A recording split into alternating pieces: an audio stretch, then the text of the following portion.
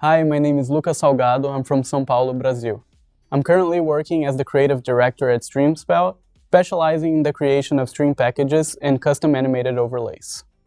I was always very independent when it came to learning new skills. All the practical knowledge that I have nowadays was pretty much self-taught or from courses such as this one that you're watching right now. When I finished high school in Brazil, I decided to take a big leap and try something new and exciting.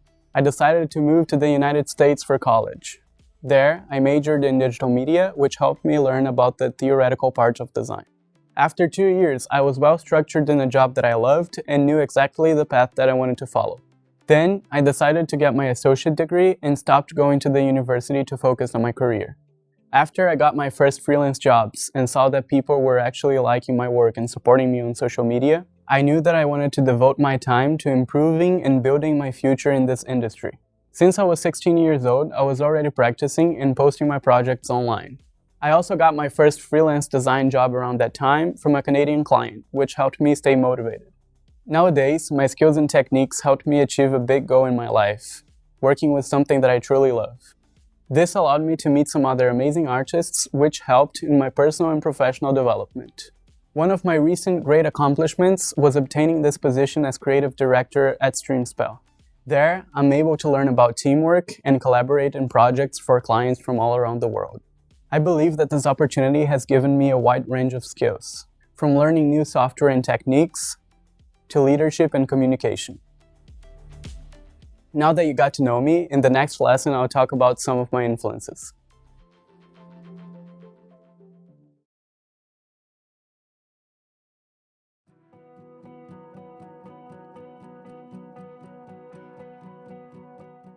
Now that you know a bit more about me, I'll introduce you to my main influences.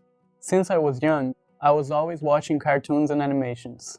Growing up with this, I started to realize that many movies such as Star Wars and sci-fi themed cartoons really catch my attention. I liked the vibrant colors of the lightsabers, the metallic look of the spaceships, and also the holograms. Visual effects in movies would always blow my mind, and a lot of references and inspirations that I have comes from that. That's why I like to incorporate those vibrant colors and geometric shapes in my projects. Another inspiration of mine is the artist known as Boss Logic. I first saw his art on social media platforms and was really impressed on how well made his photo manipulations were. He focuses his work on heroes from comics and Marvel Cinematic World. As a big fan of these comics and movies, I also started to practice and try some of these manipulations myself. Nowadays, some of the techniques that I've learned while taking inspiration from him are also being used in my current projects. I'm also greatly inspired by the journey of the Brazilian artist Rafael Grassetti. His visual sculpting and creativity also influenced me when choosing my career. He started as a traditional sculptor in Brazil, and now he's an art director at Sony Santa Monica, one of the most renowned game studios in the world. Seeing artists like these that I talked about really motivates me to keep pursuing my goals. In the next unit, you'll start to learn what makes a good stream package.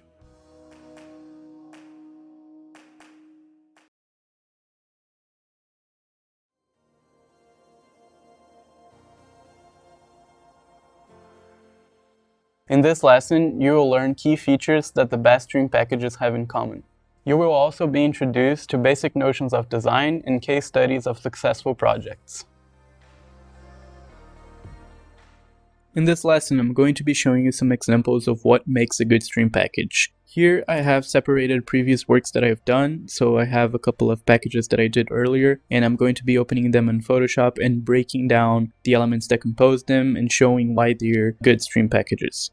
So here in Photoshop, I have some groups here that I want to break down and show the elements that are inside and explain a little bit of what they are.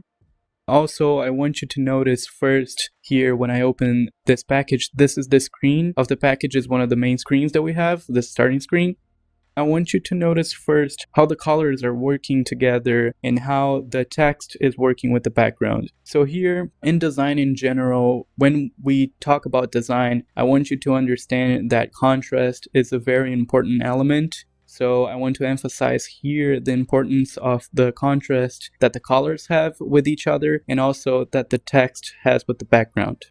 So when talking about contrast in design in general, it is a very important element because it is what's going to make your package stand out and bring the attention of your viewer to your package. So it is a very important element here. I have decided to go with darker colors for this package. So we have here black, shades of black, such as this dark gray here, and also purple, which I decided to use as my main color here. It is a vibrant color. It is a color that I knew it was going to give me a very strong visual contrast. So I want you to keep in mind this when choosing the colors for your own stream package. Make sure you have this strong color contrast here.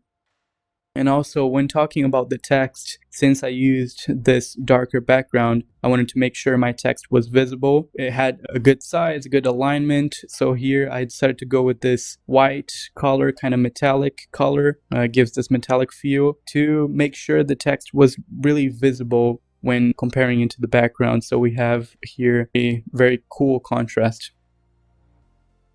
Also talking about the typographic hierarchy here. This, I have it broken down into my secondary text here on top and my main text here on the bottom. I want you to make sure that your main text is really legible, is really visible, so your viewer can see the message that you're trying to convey.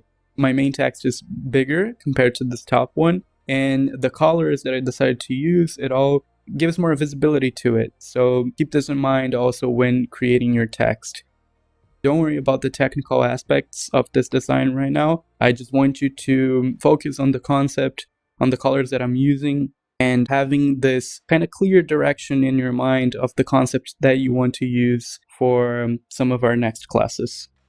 When choosing the colors that you want to go for your own stream package, I want to show an example here, which I use different shapes and colors. So for this one, I decided to go with this red color, which is a powerful color, intense color. So look at your content and try to choose the color that best fits your content. So if you think purple, which is more of an elegant color, mysterious color, so make sure you know how people perceive each color and that you're choosing a color that fits your brand, your content.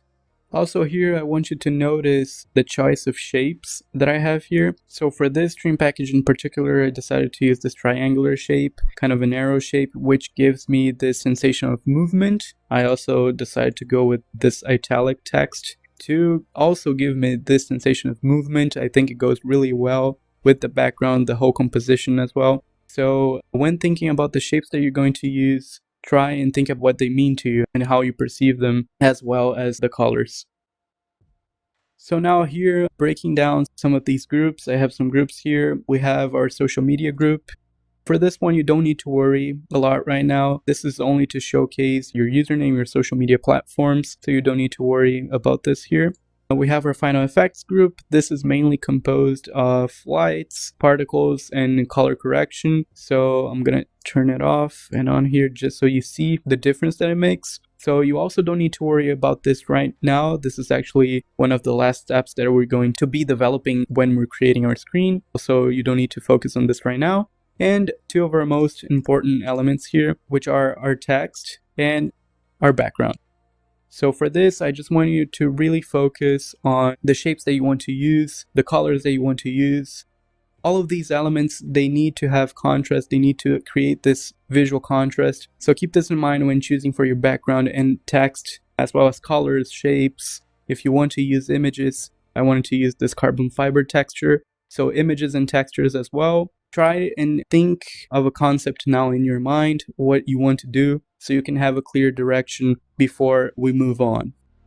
So now that we know a little bit more about our background, about the color contrast, what colors you should use, the elements you should use, what composes a great stream package, also talk a little bit about text hierarchy, legibility, alignment. Here you can see my text. I decided to align it to the center of my composition. I think it works really well this way.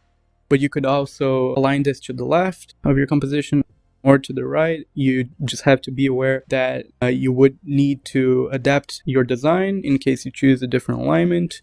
Next lesson, we're going to be seeing a little bit more about tools, Photoshop, Illustrator, and emphasize how important it is to have this strong visual contrast in your package, in your project, because it is going to make your package stand out. It will be a very good stream package that's going to attract your viewers' attention. So just keep this in mind before moving on. Try to search for colors that you want to use and text and maybe textures, but we'll see a little bit more of everything in a different lesson. Next lesson, you'll get familiarized with the software and begin learning basic tools.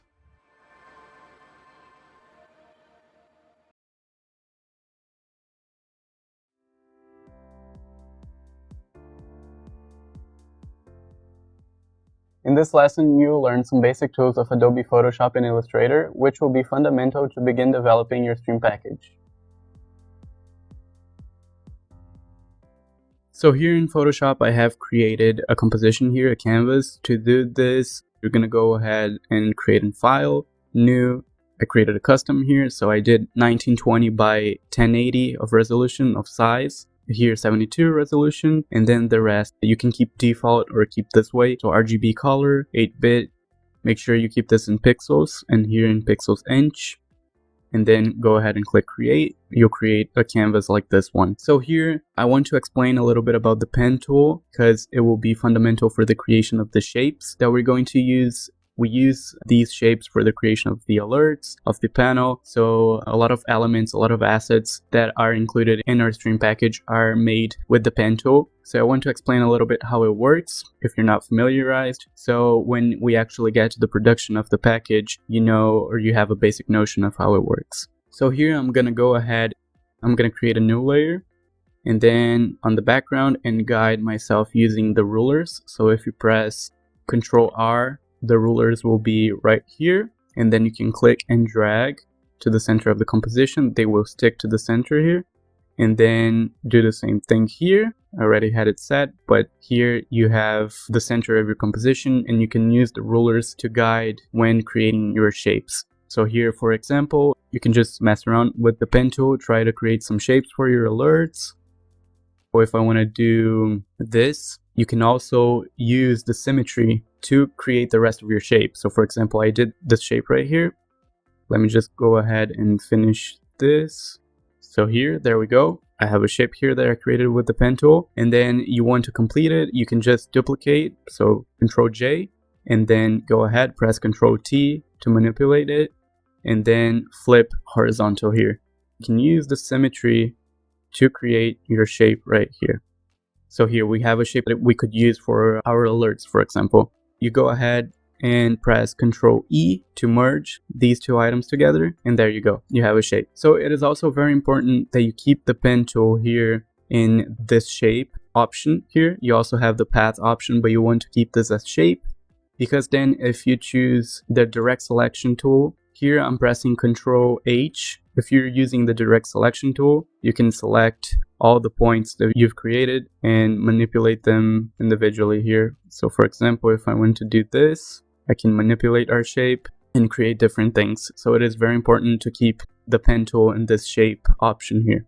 Let me go back to the original design here. I'm going to go ahead and show a little bit of the layer styles that we use in Photoshop and how you can create different effects using layer styles in your shapes, in your text. So here, let me go ahead and hide the rulers. So Ctrl 8, and then I'm going to go and double click this layer here, my shape layer. And then you're going to see all of these options here for layer styles. So you have different styles that you can create inside your shape to give a desired effect. So for example, one that I use a lot is inner shadow. I usually keep the blending mode in overlay, opacity in 100%, distance in 2 pixels, and then all the rest to 0. And you can see that I created a shadow here on top of my shape that looks like a highlight. So this creates kind of a metallic look. It gives some depth to our shape.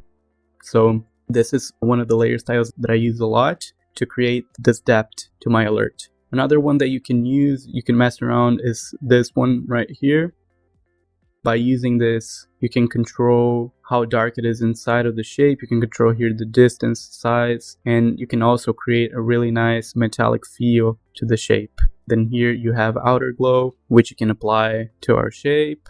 Drop shadow. So the ones that I usually use the most are inner shadow. Sometimes I decide to use stroke to create this nice kind of highlight here. I usually use this inside the shape and then keep it to overlay. And also inner glow here, I also use in some of my projects.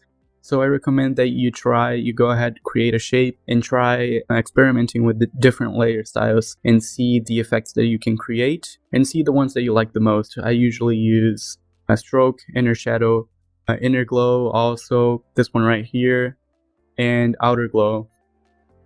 Sometimes around like this, and I think it creates a really nice effect. Let me change to blue. So you can see how our shape is using much more color contrast now and how it stands out really well when using the layer styles. So if you go here and disable the effect, you can see our flat shape here with just the color overlay, just a basic color, and then after the effects that we used with the layer style. So you can see how different it looks. So now that you know a little bit more of layer styles, the one that I use, the effect that they give to our shape or our text, you can use this in every layer that you want. So it doesn't need to be necessarily a shape. You can apply this to your text. I'm going to show it to you here. After I explain about blending modes, I'm going to go ahead in this project and show the layer style that I used in the text, the layer styles that I used in the shapes, and also the blending modes. But now, just so you have a basic notion, I'm gonna go ahead and explain a little bit of the blending modes. Here, I have my brush tool. If you press B, here's the brush tool. I usually keep it the soft round brush. And then if you press Alt and right click, you can control the diameter of your brush. So here, what I want to show right now is how I do the highlights, how I place my lights, and how I use blending modes to blend the lights into the whole composition. So here, let me delete this. I have this layer right here. If I click with my brush, you can see it creates this strong light effect with the soft round brush. So you can use this to create some lighting to your composition, for example, like this or like this. This is a very useful tool that you can use to create lighting, to create final effects, and it just gives a really nice effect to your composition overall. So here, this looks very flat because it's not blending with the rest of our layers here. So it's not doing anything to this layer that is right below it. So what you want to do is go ahead and mess around with the blending modes that we have here. So you can see as I change the blending mode here, the way that the light is blending with the shape changes. So the ones I usually use the most to create light effects are lighten and screen. Usually these give some really nice light effects to our composition. So here you can see how it changed from normal and screen and how it works with their shape here. You can also go ahead and create a clipping mask, and you can see that now it is inside our shape and how it works inside our shape. Because we have these effects here, it is going to work differently if it wasn't in a clipping mask, for example. But here you can see how it is working with our shape. You can create different highlight effects, for example, if you want to do this. And then you can also control the opacity so it's not very bright. And you can create a kind of a glow effect that looks really nice. So for example, if I want to do this, it created a really nice glow effect here in these borders of my shape. So now to illustrate this in an actual project, I'm going to go ahead and show it to you how I used blending modes and layer styles here. And also I created my shapes for this composition using the pen tool just like I showed you before. So you can go ahead and see if I do this. So here I created a new layer, and then here clicking with the pen tool, you can see that I can create my shapes. So for example, something like this. And then it is very important that you use your rulers, you use guides, so you know where you're going with your shape. So here, if you also want to change the fill of your shape, and then I'm gonna use no fill and no stroke for this, just so you can see only the path of the shape. So here, and you can guide yourself using this. And there you go, you created a shape. You also want to change here the fill, so you have something inside the path that you created. And also I want to mention here real quick that if you click and drag, you can make curves. And also if you click and press shift and click again, it will keep a straight line when you do your path. So here in this project, I want to show layer styles and blending modes working in an actual stream package, just so you can have an example, just to illustrate what I showed before. So here in my Final Effects folder, I have a lot of lights that I use to give some depth to the package, give a nice contrast as well. And here I mainly have brushes, just like I showed you before, the technique that I used before. So here, for example, with this color, I have brushes, and then using the blending modes, I can create this highlight to the places where I want to create this highlight. So for example, here I have this brush set to normal. I'll go ahead and set to screen, gives this really nice glow effect, and then set the opacity to 20%, for example, and it creates this highlight here. So basically I did this for every light that I have here. You can see I use different effects. For example, here I have screen because I thought it would work best for creating highlights in this area. Here I have it set to lighten. So I just recommend you go ahead and try creating shapes, try using the brush tool and creating these lights and messing around with the blending modes, and also trying different layer styles. So here you can see all the lights are basically created using that technique that I showed earlier. And here I have some particles which are stock footage. So here, before we actually go to the websites where you can find stock photos, I want to show you just the layer styles that I used here in this text, because you can also apply layer styles to text, and show how I created this metallic feel. Here I have a clipping mask on the text. Right here, if you see release clipping mask, I have this effect that I used creating brushes. So for example, I can do this, and then if you create a clipping mask, you'll see how it applies to the text. It is very important that you don't have any layer styles with color overlay, otherwise the color will take over, so you won't be able to use this technique here. So let me cancel, disable this, and click OK. And then you can create this kind of shadows and highlights to your text by using this technique of brushes. So here, for example, this is a very nice technique that I use to give some depth to the text. And also here are the layer styles that I used in this text that I usually use. So here I have this drop shadow, creates this nice shadow here. And then I used inner shadow, the technique that I showed earlier, to create this metallic kind of 3D text. And you can go ahead and you can mess around and try different things. So for example, stroke, I can give this effect to my text, which is really cool. The blend mode is overlay. So overlay is also really nice and useful blending mode. You can try different things such as this, create different styles, different effects to my text. So I recommend you go ahead and you try and you experiment with these different layer styles and blending modes. I just want to mention that you need to be aware of some Photoshop effects that don't work on After Effects. So just make sure you're optimizing your file for different softwares. Make sure everything is well organized into groups like this.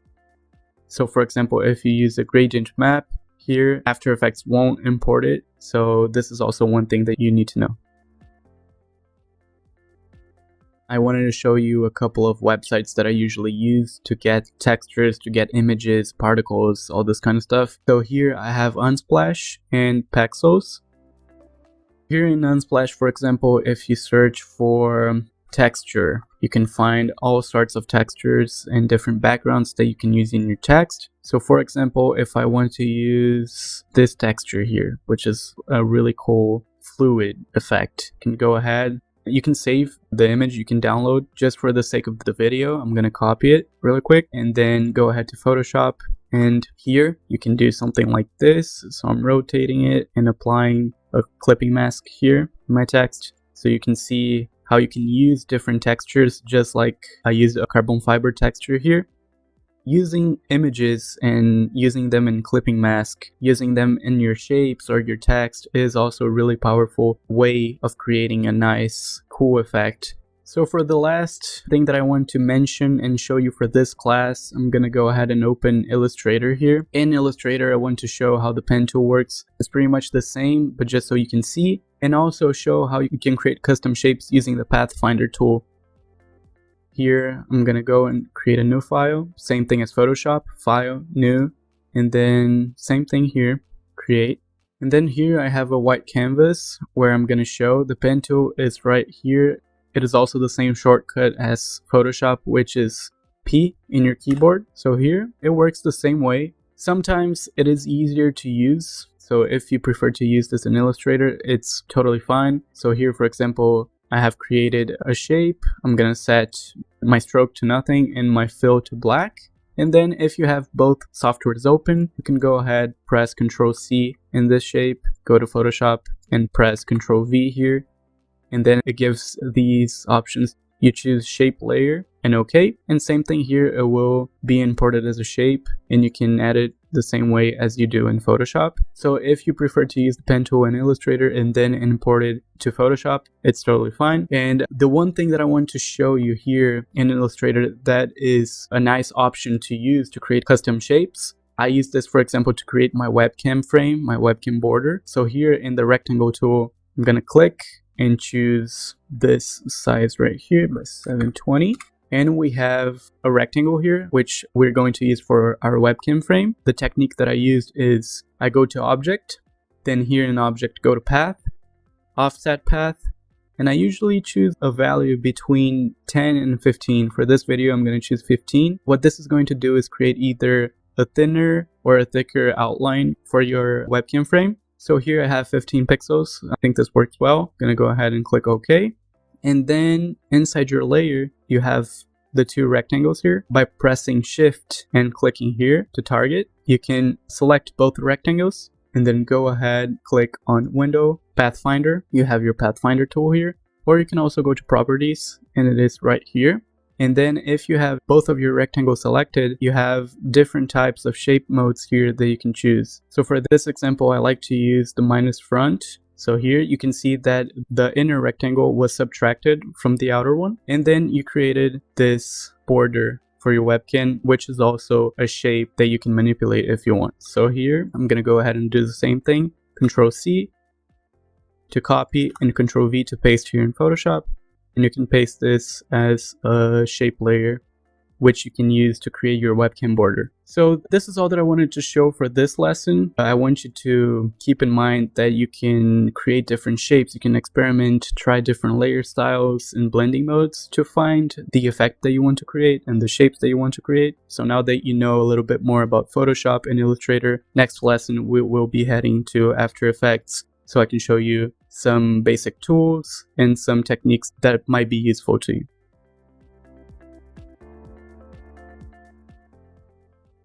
For the next step, you'll be introduced to Adobe After Effects, which will be used to animate the static package.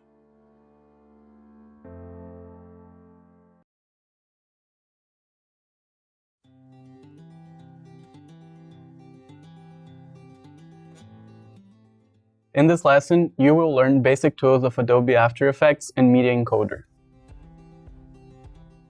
So for this class, we're going to be learning a little bit more about Adobe After Effects and Media Encoder, and also seeing some basic animations and tools. And first, now we're going to start by installing the required plugins for After Effects, which we're going to use in the next lessons. So here I'm going to start by opening my browser. You can see here that I typed on Google Saber from Video Copilot for the first plugin, and also WebM plugin After Effects for our second plugin. So here I'm going to start by installing Saber. You can go ahead and click on this first link here, which says new plugin Saber now available. Make sure it is from this website here. Then what you want to do is scroll down and click download plugin for After Effects. Download Windows if you're using Windows, or download Apple if you're using a Mac OS platform. So here I'm going to go ahead and click download Windows. Then we have downloaded file here. Open the installer, the application. So it will say that this app will make changes to your device, to your computer. Go ahead and click yes. This installer will pop up, which says this will install Saber, then this version on your computer. It is recommended that you close all other applications before continuing. So then go ahead, click next, click next. Then make sure this is located in your After Effects plugins folder. Click next, and then Saber for After Effects was successfully installed. Then click finish. Go ahead and type WebM plugin After Effects for our second plugin. Make sure you're clicking on this one from FNord, this website. Go ahead, click on this link. and then here download Windows or download Mac. Then choose the platform that you want to install and follow the instructions, pretty much the same thing as this one that we just downloaded. So here I already have on my computer, I won't be installing now. I'm gonna go ahead and minimize this tab and open my After Effects so I can show you how the plugins work and also how to do some basic animations, some notions that you need to have before we actually start animating our package. So here, once you have After Effects open, go ahead and click New Project, then go New Composition. And then here I'm going to create a 920 by 1080 composition and keep to 24 frame rate, and the duration I'm going to create a 10-second composition. So here we have 10 seconds of composition and a 920 by 1080 canvas here. I'm going to be showing you how to do basic animations with keyframes, basically position, rotation, scale, this kind of animation. And also how to smooth keyframes and use easy ease in the graph editor. I'm actually gonna go and create a square. You can do this by selecting this rectangle tool here, pressing Q, and press Shift and drag to create a square. So here we have one right here, a rectangle. Let me make sure to create a white square here so you can see. Click here, fill, and choose the color you want. So here we have our shape layer. And with this, I'm going to be showing you how to do some basic animations. You can see that the anchor point is located to the right. You want to make sure this is to the center of our square. So you can press Ctrl and double click this tool here, and it will be aligned to the center of our square. So basically what this does is, you can see here, if you press S or open this arrow here, you can see the transform elements. You have position, scale, rotation, opacity, and the anchor point here. So basically this anchor point will guide where the animation is coming from. So if you have the anchor point located here, you can see the object will scale from there. And if you have your anchor point on the center of your object, it will scale from the center of your object. So make sure this is centered for now. So here you can see you have position. This is the x-axis, and the y-axis. You have scale, you have rotation, and you have opacity. You can also use keybinds by pressing P. You have the position, R for rotation, S for scale, and T for opacity. So here I'm going to go ahead and show a quick basic position animation. So I'm going to set a keyframe here, then move to 2 seconds or 2 frames and drag this to the right. And there we go. We have a basic position animation. This is very flat because if you go ahead, select the 2 keyframes and go to our graph editor, you'll see this is a straight line. So there's no change in speed for this animation. Here, if you press with the right click, you can see that this is a speed graph. So it shows how the speed is working. And here you can see that there are no speed changes. So this is basically a flat line. It keeps the same speed throughout the 2 seconds of the animation. But if we go select the 2 keyframes and press F9 or right click keyframe assistant in easy ease, you can see that now we change this graph to a curve, which means that this will start slower. Then here the speed will increase and then end slower. If you press play, this is how the animation is now.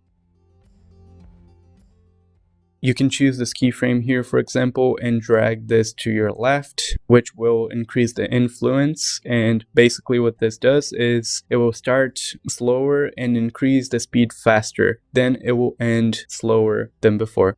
This is how our animation is now. So compared to before, you go ahead, let me change this keyframe assistant. So here, this is how it was before. And then if we do that again, so let me increase the influence, this is how it looks now.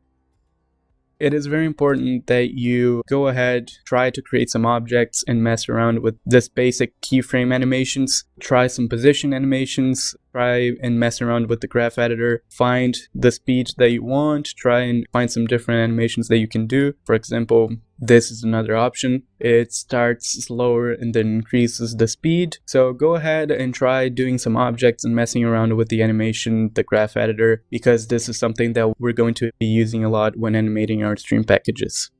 For example, you can also see that you can do basically the same thing but with rotation now.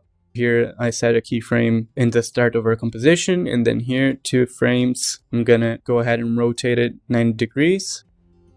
Now we have this animation here. you can see that it's very flat, the rotation. So I'm going to do the same thing. Press F9 to create this easy ease, and then adjust our graph editor here for the speed curve. So go ahead and do the same thing here, and this is how it looks now. So much better, right? You can also go and mess around just so you can find whatever looks best for you.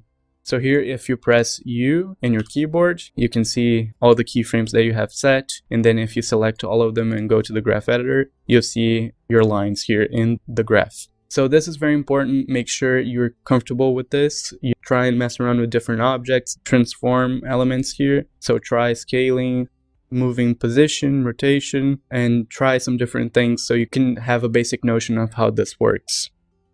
This is what I wanted to show you for basic animations with keyframes and native After Effects elements here. I'm going to go ahead and show you how to use effects. Here I'm using a custom workspace, this standard workspace. You can use whichever works best for you here. So you have the default workspace, which is basically like this. You can start using this because it has everything that you might need. So here you have a line. I usually use this a lot. You can work with any workspace that you like, but make sure you have everything you need to do the animations. What we're going to be using now is the effects and presets. So here, clicking the effects and presets, it takes a while to load all the effects, but here, there we go, should be good now. One effect that I want to show you is the turbulent displace. I usually use this a lot in my work because, as you can see, it's a distort animation effect. So if you drag this to our shape layer, basically what it does is it distorts our shape. So here you can mess around with the amount of the distortion. You can mess around with the size. So make sure you use this creatively. You can have fun with it. See what works best for you. So this is very good for animating fluids, for example, or things that need to have this distortion. It will look very real if you use this effect. So here you can also mess around with the evolution. For example, if I set this to 0 here, and then in 5 seconds set this to 2, you can see that here you can use the evolution to keep animating the turbulent effect. Make sure that you know how to loop effects, cycle effects as well, because for our 10-second stream package animation, you will need to make sure everything is in a perfect loop so you can see when it starts and when it ends. Here, for example, I'm going to be trimming my composition to 5 seconds. And then here for this effect, you can see that if I go to evolution options and click cycle evolution, here, since we have a keyframe, our evolution is set to 2. We're going to cycle this evolution to 2 cycles. And then here, just so you can see how it loops, I'm going to delete these keyframes. You can see that this makes a perfect loop. So here, 5 seconds, and you can see it's seamless. You can't see where it starts and where it ends, and this is what we want. You'll see that I will be using this a lot when animating our stream package. So just here real quick, I want to show you the saber effect that we just downloaded and installed. So here I'm going to go ahead and create a black solid and type saber here in effects. You can see that you have the video copilot saber here. Go ahead and drag, and you can see it creates this Star Wars saber-like effect, which is also really useful to create a glow effect, something that will help your package stand out. And here you can see that you will already have some presets. So for example, you can go ahead and try different presets and find what you like. So we're going to be using this and experimenting with it more in our next lessons, in which we are going to be actually animating our package. And now the last thing that I wanted to show is how to use Media Encoder to export, and basically how you're going to be using the .webm plugin. And there we go. Once you have a file here, you can go ahead. I'm just going to use, for example, I'm going to render a 2 seconds saber effect here just so you can see how it works. So press Ctrl M and your composition will be added to the render queue. And I'm going to render this to my desktop, Comp 1 and QuickTime RGB, because we don't need alpha. If you need the alpha channel, the transparency, you can click this here. We're going to be using this for a webcam, for example. So here, RGB, QuickTime, go ahead and click OK. I'm going to be rendering this real quick. All right, there we go. And then here on the Media Encoder software, drag the Comp 1. So now to use the .webm plugin, click here and change to WebM. And here I already have a preset for WebM plus alpha, but you can go ahead and choose and create different presets if you like. I'm going to show you when we're actually exporting our animation. I'm going to be showing you how this works and how to customize. But basically this is how you see your plugin is installed. You can see how to use it and all the presets. Now that you know the fundamental tools of each software and basic notions of design, you will begin the production process.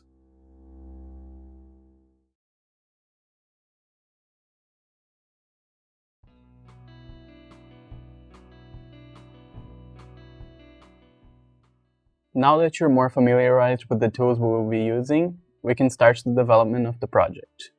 The first step will be to decide the concept and elements of your stream package.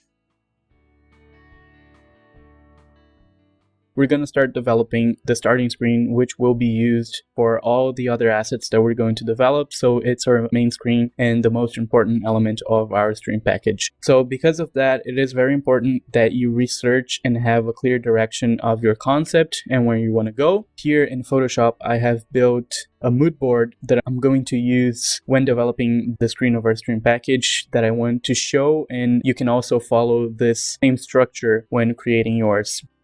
So here I did some previous research and I gathered some resources such as textures using the stock photos websites that I showed you earlier. I also have some references here, which are packages I have made before that I want to use as reference because they have the structure that I explained to you earlier as well, such as the background, the shapes, the text. So it has everything that I'm going to need. Here I broke down what I'm going to develop for my starting screen. So here I decided that I wanted to go with circular shapes for this stream package, and also that I wanted to use the color blue because both the shapes and the color represents balance, represents continuity, which is something I thought it would work really well for this package. So here I also thought about the typography, so both color and fonts. I'm also going to be showing you where I got this font and where you can also get free fonts and license-free fonts. And here I brought it all together, the shapes and the text, to make this quick prototype and see if everything would fit well together, which I think it did. So I'm going to be using this prototype to develop my main screen. So here beforehand I have selected these textures and also some particles that I'm going to be using. You can use the website that I showed you before, which is Unsplash. Here I decided to get this texture and some few others. So I used Unsplash to get my images, my textures. For fonts, I usually recommend that you use Google Fonts for license-free fonts. For this mood board that I built here, the font that I'm using is this here, Arbitron. It is a sans serif font, so you can come here and choose the category that you want. So it is a sans serif font, and I decided to go with this thickness here. And also for searching for references, I recommend you go on Behance, which is a website created by Adobe to be used as portfolio for artists. So here you can find all sorts of projects that you can use as reference. So just click here, discover, and then you can also search for stream packages here if you want. And also here's my profile if you want to see some of my projects and use as reference as well. So this is a great website for finding references. I basically did my research using these websites that I showed you and built this mood board so I have a clear direction of my concept and where I want to go. So now that I have everything put together, I'm going to be creating a new file here. So go ahead, click File New, then create a 920 by 1080 Full HD canvas with 72 resolution because we're creating something for web. We're not going to print it. The rest you can keep the same and click Create. Then we have this blank canvas with just a black background that we're going to use to start developing our stream package. So now you're going to use the techniques and the methods that I showed you before in our classes earlier. So here, for example, I'm going to be creating my shapes. I'm not going to be using the pen tool for now because I have the shape tool here where you can create rectangles, ellipse tool, triangles. So here I'm going to be using the ellipse tool, because then I can create by pressing shift and dragging. I can create my circles, which I'm going to be using as my main shape for the stream package. So here I'm going to be developing my background first and then try and incorporate the text. I'm going to be doing the background by using my mood board from before. So basically incorporating the prototype into our screen and developing the rest so it looks like proper screen. Just developing by putting ellipses and putting the circles and also making them blend together to create a really nice composition. And keep in mind that you want to create something that has a very strong contrast. So here I can use inner shadow with a black color as well. And by doing this, you can create a nice shadow effect here. Make sure to also mess around with the opacity to create a nice effect.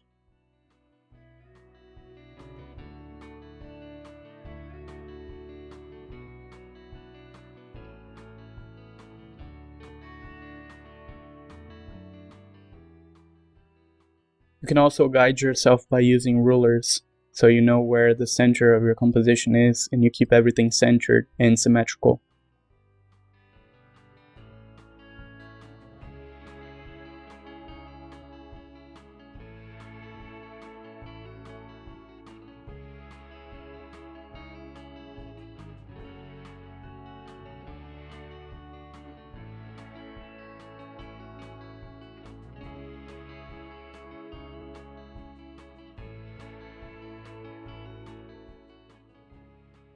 So here in my resources folder, I have the textures that I got on Unsplash.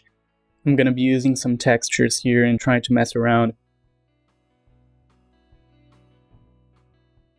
and apply a clipping mask to some of our circles here. Also, make sure that when you're applying clipping masks to a circle, you need to disable the color overlay. Otherwise, you won't be able to see the image.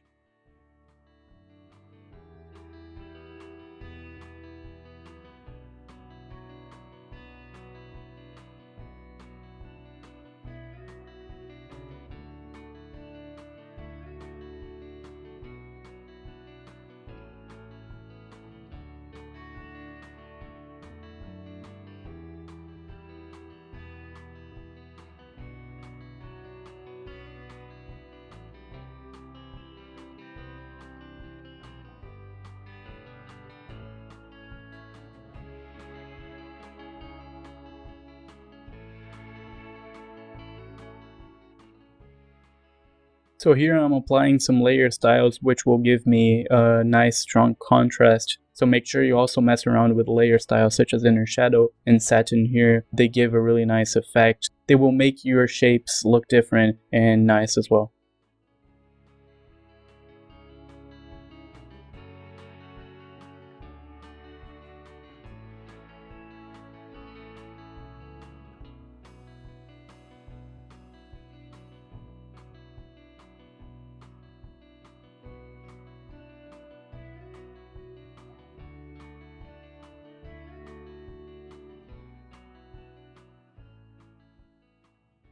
Go to the ellipse tool and then disabling the fill and enabling the stroke. You're also able to create just strokes. As you can see here, they also create a nice effect that you can use. So make sure to disable any effects here. So here you can control your color, for example, and enabling color overlay here. And then you can have also circle strokes, which you can use here so you can see, which you can also use in the creation of your scene. Here you can also control the thickness of it. So for example, this is 1 pixel, this is 20 pixels. You can also mess around with this.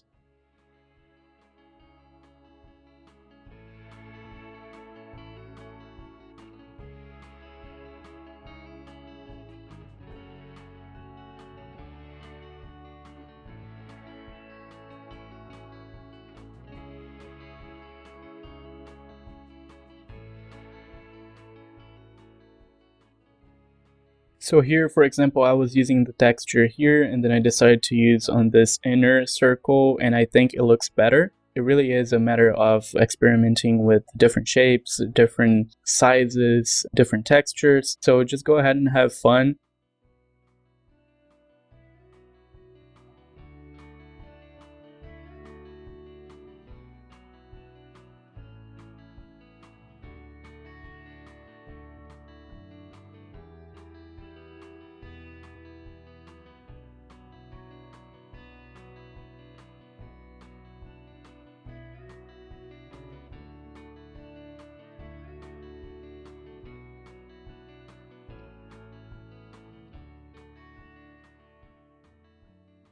really like how this is looking. Maybe I'm going to tweak and try some different details. And also I need to finish the background. It's not complete yet. But now that we have at least a base that we can follow, I'm going to go ahead and start adding my text fitting so I can see if it's fitting with the background. And also I can make some adjustments in the text and see how it fits. So we have a notion of how the text will work with the background before continuing and finishing our background. So here to organize this, I'm going to press Ctrl G on my keyboard to create a group. And rename this to background. I'm also going to put my layer 0, which is my black background here. And then I'm going to create a new layer and create a group named text. So here I'm going to go ahead and make my text. So starting. Okay, I'm going to adjust the kerning for my text. You can see it's 200 and I'm going to put 0. So for this font, I'm using Orbitron Extra Bold. I think the thickness of this font works really well with the background and also the style. Here, I'm going to guide myself using my rulers to make sure it is centered. So I'll go ahead and do this and then create my secondary text, which will be StreamS. And then I'm going to adjust the kerning to 200 for this and make sure it is also centered. So here you can have an idea of how this looks. It is very important that you take into consideration the style that I showed before earlier, the typography and how the text works. So you have a visible text and also with great contrast with the background. So now I'm going to apply the layer style. I'm going to create a layer style that I like and that I feel that fits best with the background. Okay, so I think this works really nice for my main text. It's giving me great contrast with the background. I'm using inner shadow, satin, and outer glow. I also think this could be a little thicker, so maybe try and use black instead of extra bold. I like how this looks. And then here for my secondary text, just as I showed here in the prototype, I'm going to go ahead and try using this blue layer style.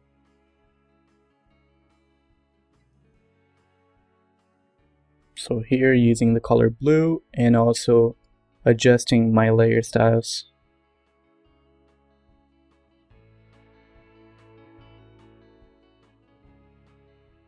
And I'm also going to add some glow to this text. Okay, I think this works really nicely. And I'm also going to be adding my social media networks here to the screen in case I want to showcase my social media here. You can create this by using images PNGs of the social media logos and then just putting the text next to it and making sure everything is well spaced and centered. There we go. So now we have our text set here, and then we can start tweaking. You can make the background more visible, or you can adjust some details so your text is more visible. I'm also going to put a drop shadow here because I think it will work really nicely. So just like this, and then adjust the opacity. There we go. So 50% opacity. I'll keep the distance like this. So it creates this really nice effect. And now I'm going to start developing the rest of my background to compose and finish developing our screen.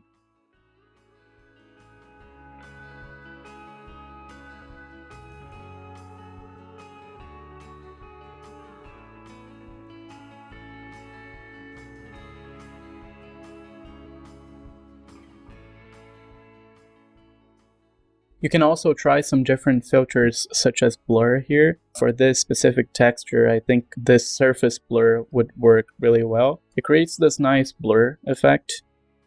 So here I'm going to use 5 for radius and 25 for threshold, and then it will create this really nice effect. I'm also tweaking the texture's saturation, lightness, and also color by using colorize. And you can see it creates a nice effect that will match the colors of our screen.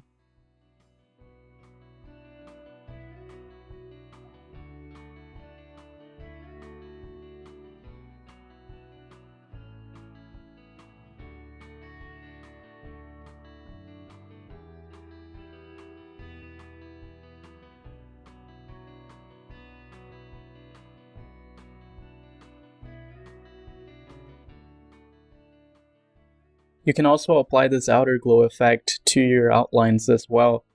and different kinds of layer style if you want. It also creates this really nice glow effect.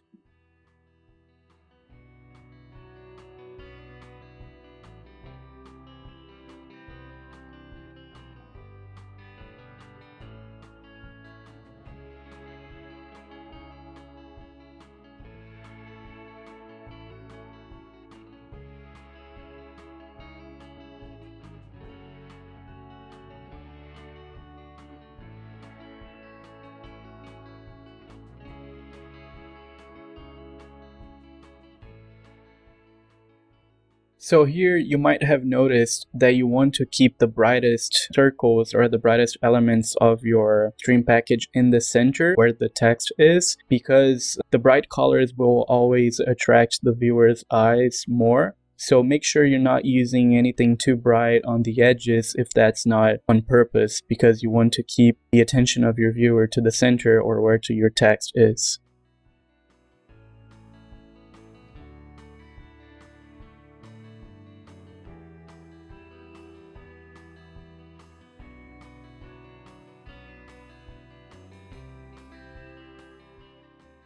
And also one thing that I want to mention is if you press Alt and drag your circle, it will drag from the center. So for example, if I don't press Alt, this will happen. It will drag more to this side, but if I do press Alt, it will keep it centered just like this.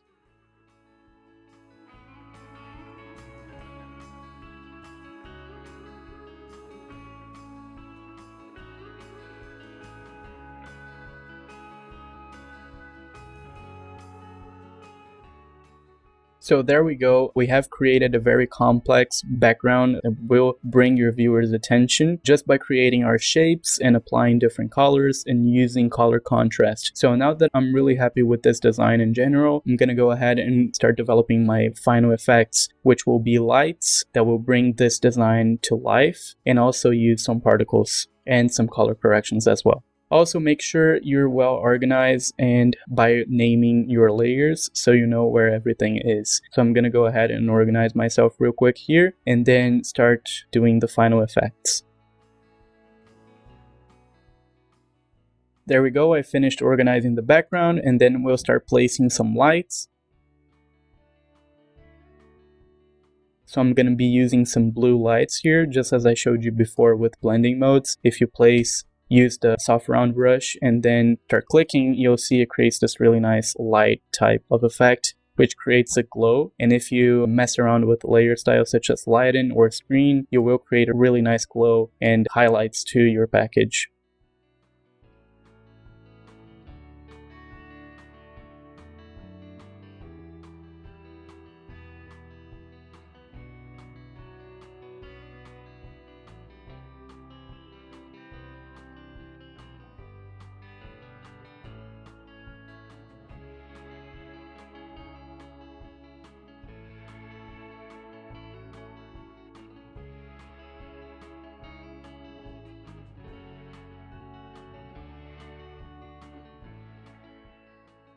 Also, make sure you zoom out, try to see from another perspective. When I zoomed out, I saw some details that I like to tweak and some things that I don't like. So for example, this shape here, this circle, this one right here, I wanted to remove because I think it's not fitting with the background. So make sure you zoom out and you try and tweak the final design as well.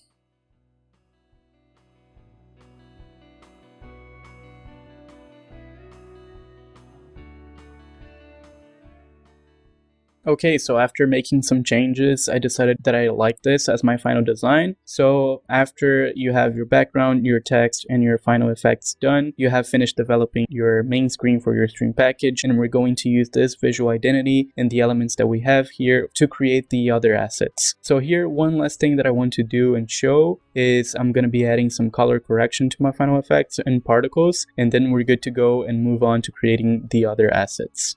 So here, to create color correction, you can use the adjustments Photoshop have here. I'm going to be using brightness and contrast to adjust the colors and the contrast of my screen. So here you can see that I have created a brightness and contrast adjustment, and then I'm going to tweak and see how I like this. So you can see this is minus 50 of contrast, and this is like 100 of contrast, so you can see the difference. This is not what we want, but we want something in between. Maybe let's go for 25. I think it's a good number. And also the brightness, I'm gonna have it a little bit more bright. So here I think 5 looks good. So this is the before and then after. You can see it gave a little bit more of contrast to our package. And also for the last adjustment, I'm going to be using some particles here. So here you can see that I have some particles. If you just want to see the dots, the particles, you go ahead and eliminate the black by using the light and blending mode. So this really works nicely with our composition. And I'm also going to be using some white particles here as well, just like this. And here I don't want the particles inside of our text, so I'm just gonna erase some of our particles here.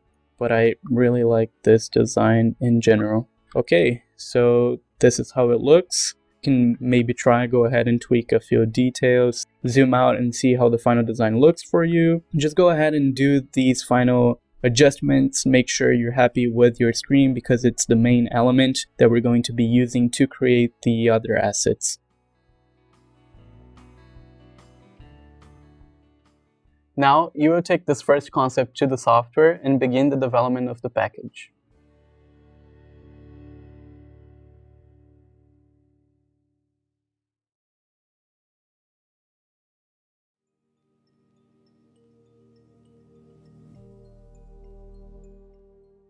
Now, you will take the first elements that were created and adapt their visual identity to the other assets.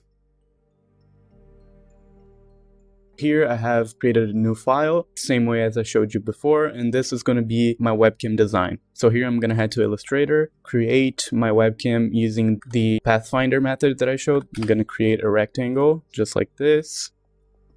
Then set my fill to black. Go ahead and center this real quick. All right, then go to Object, Path, Offset Path. Then I'm going to create 15 pixels offset. Click OK. Then go ahead and create our webcam border using the Pathfinder tool. So here, Control C and import this to Photoshop, Control V and edit this as a shape layer. Then this is very important. If you want to add this shape to your shape library, so you don't need to do this every time you open Photoshop, so you don't have to open Illustrator and do the border again, you can just select this tool here, the path selection tool, then select all of the paths, click Edit, define custom shape. And then here, webcam frame. Once you do this, you can go to your shape tool here, which you have rectangles, triangles, and the shapes, and go to custom shape tool. And then here you will have created your webcam border shape. And then I have a string package group here that I'm going to be adding this shape. So to do this group, you just right click, then new shape group, and then type the name that you want and press OK. Select the shape here and then press shift and drag to create your webcam frame. And there we go. Let me set the fill to blue, and here we have our webcam. So now I'm going to be creating custom shapes. So I'm going to close the properties, convert this to a smart object, and then here inside the smart object we can start developing custom inner shapes and outer shapes to add more detail and depth to our webcam. So here, for example, I can create a shape like this. So let me create a new layer, and then I can create some shapes like this. For example, let me put some rulers here so I can guide myself and do this symmetrically. Here, for example, I can create some shapes such as this one right here. There we go. And then right click and then define custom shape. You can create new shapes like this, or you can just fill this here if you don't want to add this to your shape library. So here I have some custom shapes that I can use, for example, here on the border of my webcam to create more detail and more depth to our design. Something like this. If you press Ctrl S to save this smart object, here you will have the updated version in just one smart object layer. And then if you double click this, you can add this composition again. Here I'm going to develop my webcam. By doing this, I'm going to create some other shapes and develop the rest of my webcam. And also after that, I'm going to be adding color and layer styles to add more detail.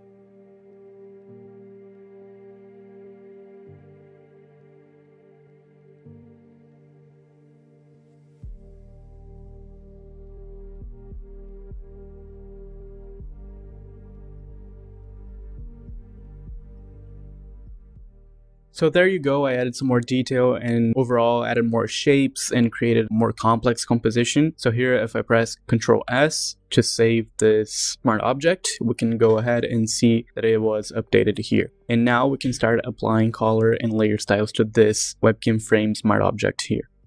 These small elements here, I want them to be a different color and maybe a different layer style. So I'm going to go ahead and by pressing Shift and clicking on the elements that you want, you can select them individually.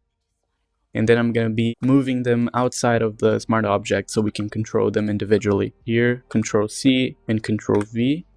You need to press Ctrl S so you can see the updated version here. And now we can actually control our webcam border and the main shapes here and these small elements individually. What I'm going to do next is apply some layer styles to our main border. So here I'm going to add inner shadow for some 3D effect to add more depth to it. The same technique that I showed you before. So overlay, 100% of opacity and 2 pixels of distance. You can see that it creates this nice 3D effect. And also I'm going to add a little bit, just a little bit of outer glow. And now I'm gonna go ahead and select this background that we have right here.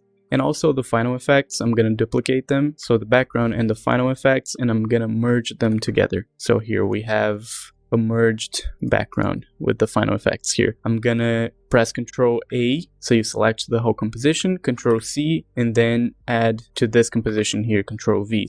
We can use this background to add detail to the webcam. We can use it inside the webcam by creating a clipping mask here.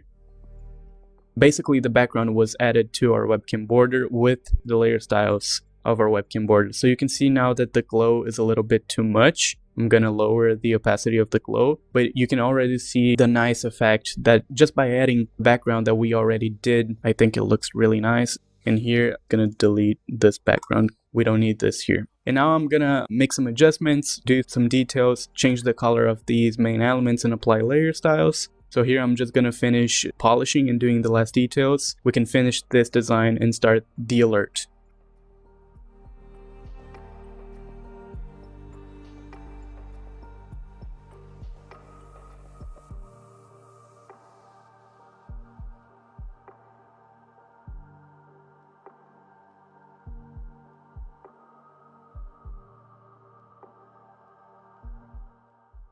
Using the same background that I applied the clipping mask here, you can also mess around with the scale and see how this fits better to your design. So I like this design here.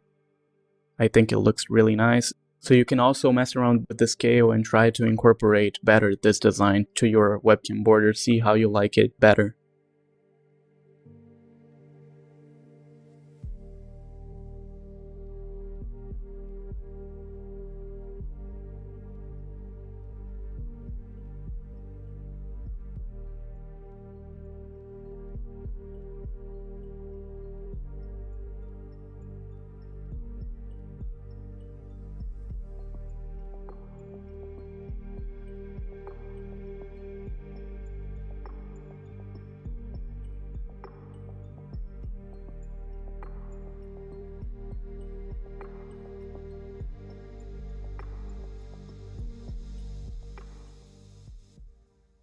So here we have our finished webcam. I also incorporated this circle here so we can basically fit the webcam with the concept and the shapes of our screen, and I think it works really nicely with the overall design. So now we're gonna go ahead and develop the overlay slots for the webcam and then do the same process to create the alerts and the panels.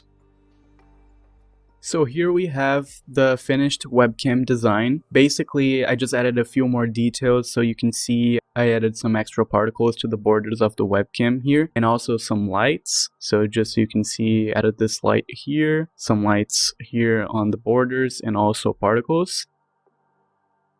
And here you can also notice that I finished the overlay slot design. So basically I did this by using the same techniques that I showed you earlier by developing a main shape using the pen tool and then adding the background that we had earlier when developing the screen, this background here, adding it to the shape background so we can have a matching design, applying the same visual identity, and also using some details such as this triangle here that I created for the webcam, which I think will also help make it fit with the whole design. I'm going to be doing the alert.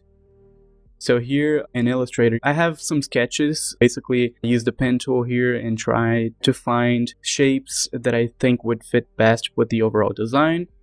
Tried some different shapes for the overlay slot, but I decided that this one would fit really well with my overall design. I did try to create some shapes for the alert, and this one is the one that I liked the most, so I'm going to be using this to develop our alert. So here I want to import separately each shape, so this top one here, our main shape for the alert, and this circle here, because I want them in separate files in Photoshop so we can manipulate these shapes better. Go to Photoshop, let me go ahead and create a new layer here, then Illustrator, select this shape here, Control C, then Control V, and paste as shape layer. So here we have one of our shapes. Let me just go ahead and select a blue color so we can see it better. And then I'm gonna import this main shape here as shape layer and import this circle here. Control C and Control V. And there we go, we have the main shapes for our alert design. But go ahead and set some rulers so you know where the center is and you can guide yourself. So here I'm just going to place them all in the center. So there we have this one, then this one, and connect this one to our shape.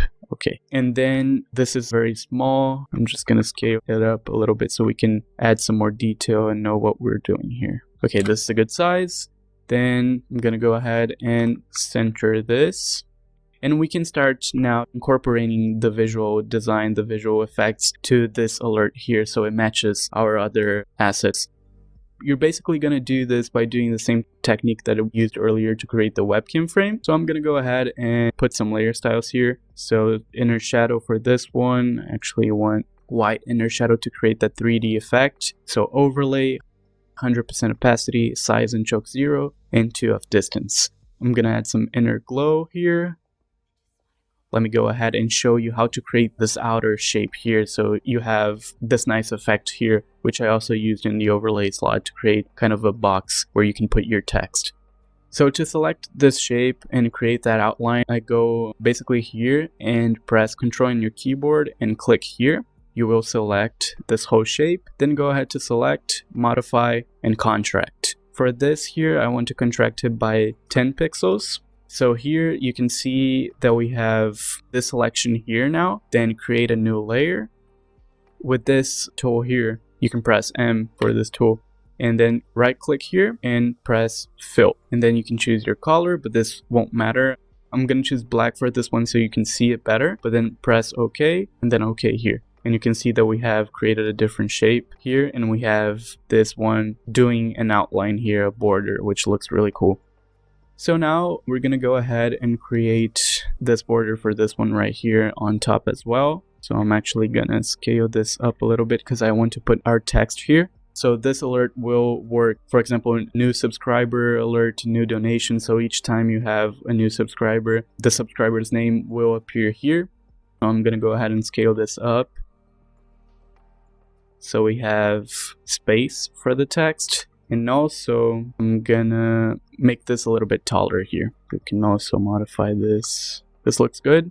Then same thing here. I'm gonna use the selection, select tab, and then modify and contract by 5 pixels. This one. And then fill, and there we go. So now I want to be incorporating the design, same thing as I did here for the overlay slot. I'm gonna go ahead and select our background here. So I'm going to be using this background and using it as a clipping mask and using it as our background here. You can see that it already created a really nice effect. So you can go ahead and mess around with the scale and position and try to find a position that you like the most. I think this looks really good, something like this. Okay, I'm going to also go ahead and apply my outer glow now and see how this looks. Yeah, this looks really nice. I'm going to go ahead and apply this same technique that I did here for this other border and the same layer styles and continue the development of the alert basically by using the same techniques and applying some special effects such as particles and the lights.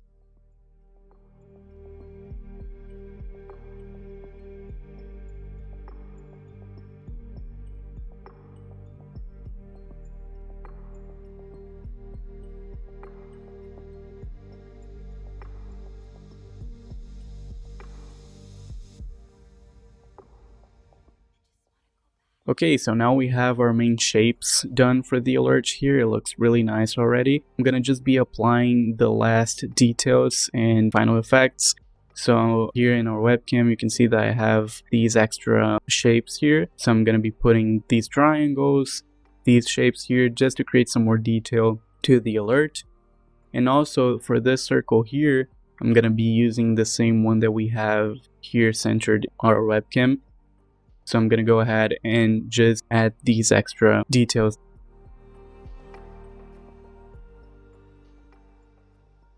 I'm going to also be placing the background that we have inside this shape here, but making sure it isn't as visible, just so we have some more detail here as well. Something like this looks really nice. So just to make sure we have some extra details, I'm going to mess around and try some different positions, but just so we don't have a plain black background here.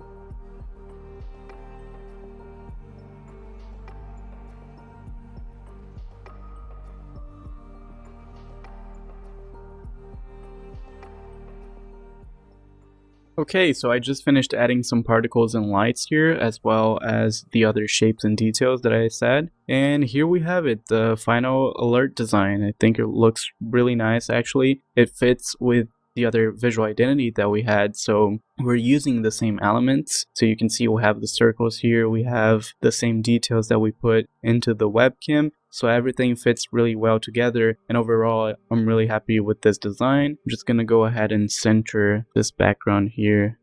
We have the finished alert design. Now that we have the finished alert design, I'm gonna show you how to create the panel and the intermission, and we will finish all the other assets so we can go ahead and start animating. So here for the panel design, I've created a basic shape here. Same thing in Illustrator using the pen tool. So here I'm gonna go ahead and right click, convert to smart object. And then here inside the smart object, we can start manipulating this shape. So for example, I'm gonna go ahead and basically do the same thing that we did here for the alerts, the overlay slash, and the webcam. So I'm gonna go ahead and finish my design here, and then I'm gonna show you how to optimize and create panels fast so you can also export them at once.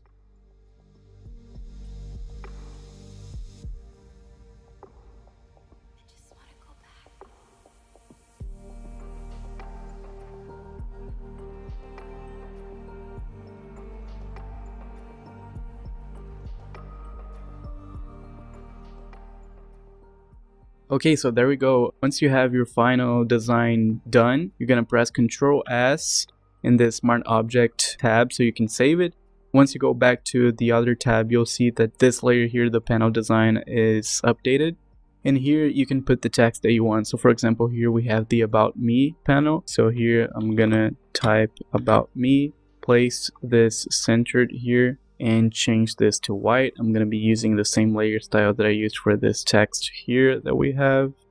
If you right click and copy layer style, you can copy this layer style and paste in other texts as well. So here, paste layer style, and change the color of my text to white. And there we go. Just going to go ahead and lower this a little bit because I want this a little more bright. And to create other panels in a fast way, you can go ahead and let me delete this one. Okay, About Me. So you can go ahead and duplicate this and change, for example, if you want the subscriber panel, you can just go ahead and change the text here for subscriber. And there you go. You have your panels here. So subscriber and About Me. If you want to change the design for your panel, so you don't have to modify all the other panels. So for example, here, let me put this here so you can see. If you change the design inside the smart object, to illustrate this, I'm just going to hide this background here and press Ctrl S. So everything that you do here and then press Ctrl S to update, it will change in all the other designs. so you don't have to worry about having to recreate each panel that you're doing. So here, let me go ahead, put this again, and press Ctrl S to save. And there we go, we have our panel design finished.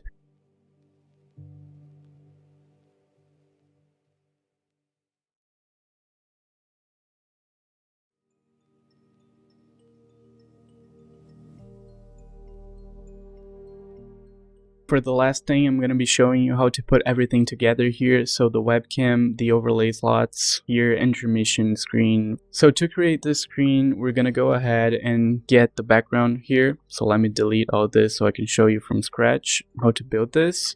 I'm going to merge our background here with the final effects. So duplicate the final effects and the background and merge them together by pressing Ctrl E. There we go. Don't forget to select the layer. So here in Ctrl V to copy. Then once it's copied, we can go ahead and delete this and paste into our intermission screen. Okay, there we go. So here I'm going to be creating 1920 by 1080 rectangle just so we can use as base for where the screen of our game or our computer screen will go, and make sure it's transparent so you can put your video or your computer video underneath it and it will show. So here, for example, I'm just going to go ahead and fill this with black. Let me just delete the rulers that we don't want here. So I'm just going to use the main rulers for the center, which we use to guide. Okay, so now go ahead and copy your overlay slots. So here I'm going to copy this overlay slot right here, Control C and then Control V. And then I'm going to put 4 of them spaced here. So we have place to put some information here. So for example, we can put the latest donation here or subscriber, and we have multiple overlay slots that we can use to like this on the left side. And then I'm going to duplicate this again by pressing Ctrl J. And if you press Shift, you also make sure you stay in the same plane here. So it's centered with the others. It's in the same position. And then here I'm going to invert by putting a minus here, and you can see it's inverted. So we can create this really nice alignment here. Then I'm gonna go ahead and equally space this here so you can see and start building the rest of the intermission screen.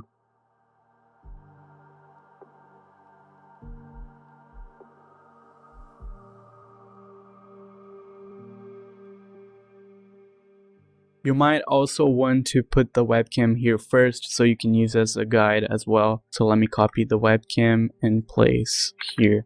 And then we're going to scale this down and make sure it fits really well here. So make sure you use rulers to guide and have everything well aligned here.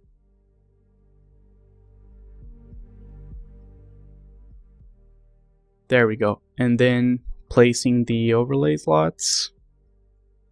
I'm gonna scale them a little bit more just so it's well aligned here with this border here and the webcam border here. Okay, so this looks really nice. Have to make sure it's centered as well. So here you can see it's not centered.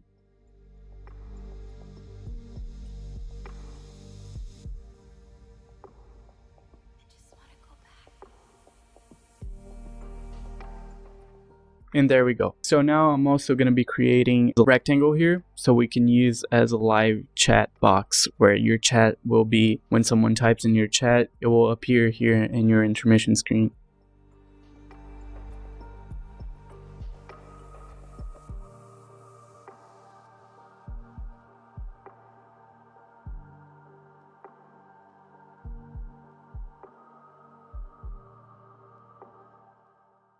Also, make sure that you're not pressing Shift when manipulating this, because you can see that it changes proportion of the webcam. So you want to make sure to never press Shift. You can use Alt, for example. It won't change the proportion, but you want to keep this same proportion. Otherwise, your webcam won't fit here the way it's meant to.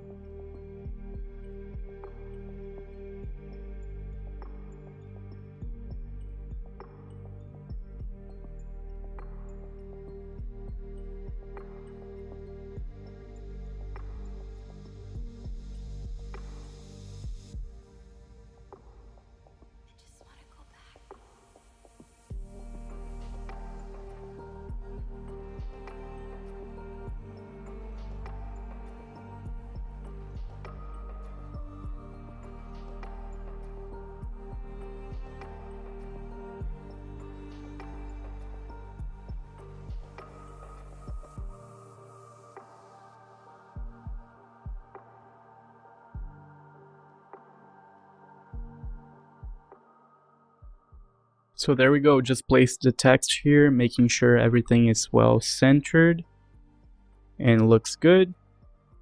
And here we have it.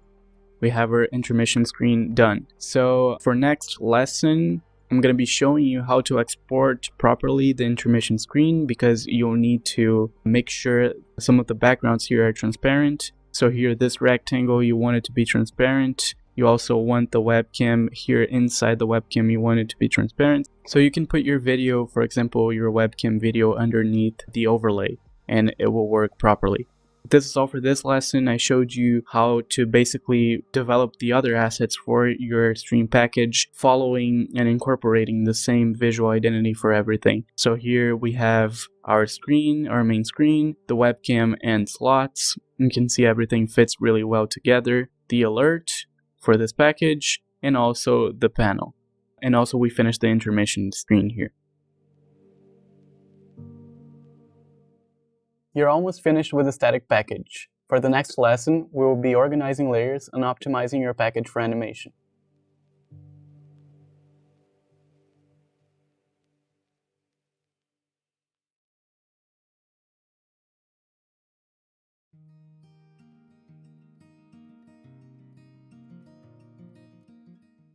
Right now, you'll be finishing the last details and starting to organize and export your package for animation.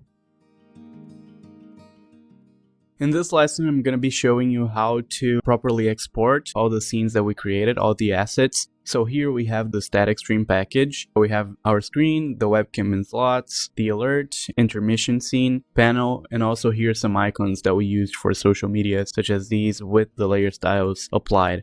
So we have a bunch of icons here also for our stream label. So for bits, follow, make sure that you have this available as a resource for this lesson.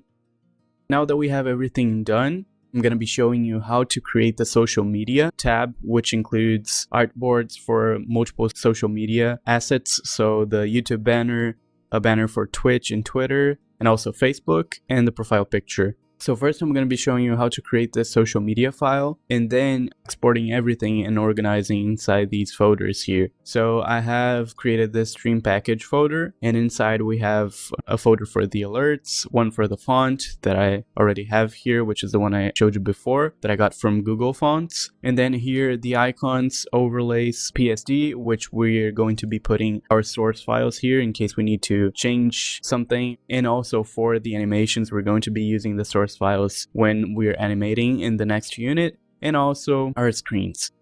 So let's go ahead. I'm going to show you how to create the social media part first. Go to File, New, Custom File. This is fine. Then click Create. Then we're going to change the Move tool here to the Artboard tool, and then we're going to be creating a new artboard here. So I'm just going to place a random artboard here just so we have one, and then open the Properties tab.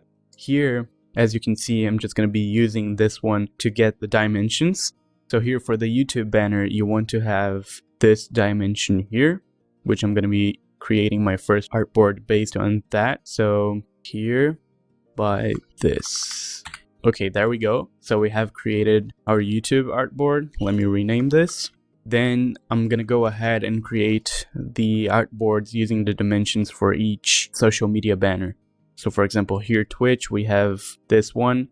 So I'm going to go ahead and create each of these. And this is also going to be available for you as a resource, as well as the icons.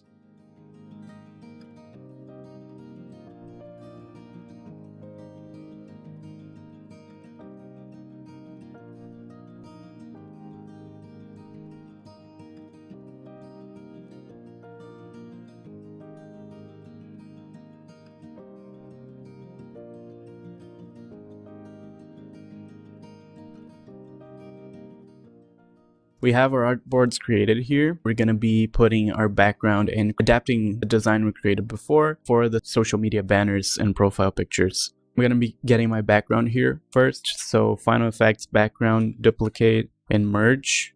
There we go. So now select everything, Control C to copy, and Control V to paste the background here. All right, this looks good. So here for my YouTube banner, then we're going to change this to a smart object, convert to a smart object, and copy and paste to each of our artboards here. 2, 3, 4 and 5. Okay. And then we're going to be adapting the background for each artboard. So for example here, then we can use this same one to this one here. Then Twitter. There we go. Twitch, which is this one right here. All right, and Facebook. Okay, so now that we have our background set for each social media asset, we're gonna go ahead and place the text. So do keep in mind that Twitch has a different layout now, so you don't want to keep any text here because inside your channel it won't appear. So you just want your social media here, just like this one that I'm showing right here. So for Twitch, you can customize later and see what fits best in your channel, but I don't recommend putting any text here.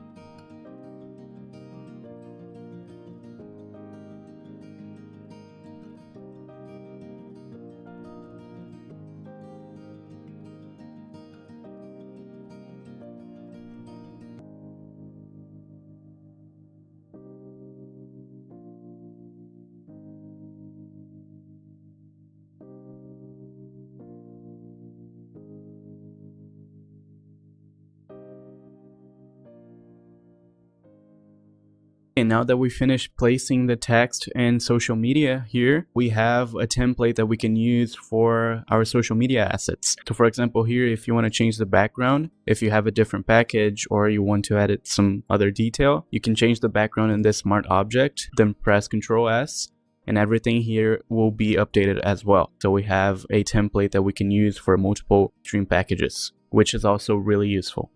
So now that we have everything prepared and we created our folders and organized all the layers inside Photoshop, we're going to go ahead and prepare everything to be exported.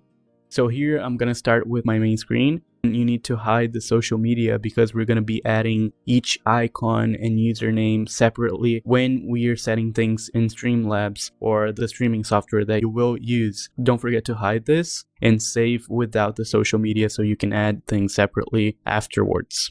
Now, after you have your social media hidden, go ahead and go to File, Export, and Save for Web. Here, make sure to set to PNG 24 and keep these same settings here. Then go ahead and click Save and choose the path you want to save in. So here, for example, I'm going to choose my stream package folder and save inside the screens folder that I created specifically for my screens. So here inside my stream package folder and my screens folder, I'm gonna save this as starting.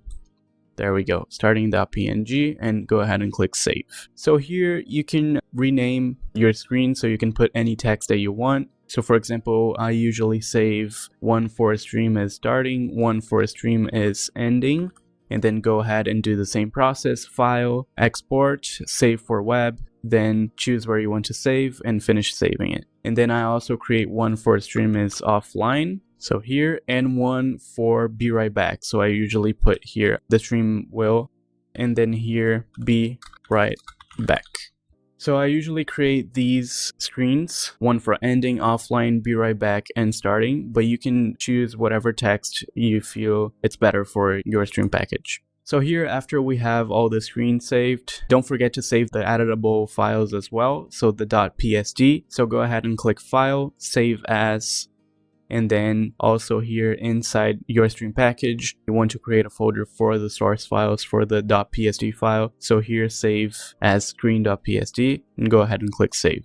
This is very important because we're going to use these editable files for the next unit when we are animating. So we're going to be using this .psd inside After Effects to animate our package. For each asset, don't forget to save the source file, the .psd file. So I'm going to do this for all my files here. The webcam and slots, go ahead, File, Save As, then choose my stream package folder in PSD here.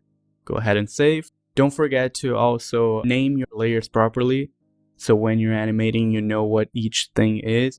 I usually put my lights, my particles. Don't forget to specify and organize the layers by naming it properly. And also here for my alert. For this one, we want to crop. You don't want to keep this at 1920 by 1080. So crop to this size here, I think looks good. All right, so select the crop tool by pressing C, and then crop to a size that's not too tight, but also not too spaced out. So this looks like a good size for me. I'm gonna press enter, and there we go. We have our cropped alert. For the alert now here, I'm gonna save my PSD. So save as PSD. And I'm gonna save all my files here, so the intermission, the panel, and the icons as well as PSD, and then I'm gonna show you how to export the alert. It will be pretty much the same thing here. Don't forget to hide the background, because for this one we need to have the transparency. So hide the background, go ahead, File, Export, Save for Web. Then you have your size here. Don't forget to crop as well. Then go to Save, and here I'm gonna choose my alerts folder and save this as new follower. There we go. Also, don't forget that you can have multiple alerts. For this example, I have the new follower, but you can also rename here and put new donation and save this again. So for example, I had my new follower alert saved, then I have my new donation. Go ahead and do the same process. So File, Export, Save for Web, and then save here in the alerts folder as new donation, and do this for every alert that you want to have saved. Then here, intermission, go ahead and save the PSD and also save the transparent file, the .png file. So don't forget to hide social media. You don't want social media now, you're gonna add this later. And then go ahead and in your background, you want to have this main screen part transparent, and also inside the webcam box, you want it to be transparent. So here, if you press Control and click here in this rectangle, you're gonna select this area. Go ahead and in the background, delete. So actually you can go ahead and create a mask. It's better. So click this here. You will create a mask and then press Control I to invert. So here you have a non-destructive method of deleting this part of the background. And also if you don't want to delete it, you just go ahead, press Shift and click here, and it will hide the deleted part. So this is a non-destructive method of transforming this part into a transparent background. So now go ahead and do the same thing for the webcam. So here, select this area. All right, so select this area with this tool here. I'm actually gonna zoom in just to make sure I have the right part here selected. Okay, and then go ahead and mask again. Press here and then mask.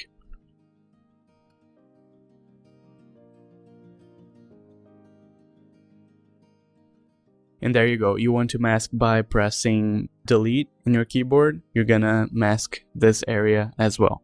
Okay, so now that we have our main areas are transparent the way they are supposed to be, you can go ahead and save this file, export and save for web. Remember that you should save the source file before doing this, because if you need to do any adjustment, even if this is non-destructive, you should have the source file before any changes. But now that you have this screen ready to use, you can go ahead and save for web, save as PNG, so you have this transparent file and you can use it in your stream already. So now here, do the same thing for the panels. Go ahead and save as the PSD. And if you want to quickly export any panels that you have, so for example, if you have multiple folders, if you have 10 plus panels and you want to export them at once, you can select all your folders here, then right click and export as.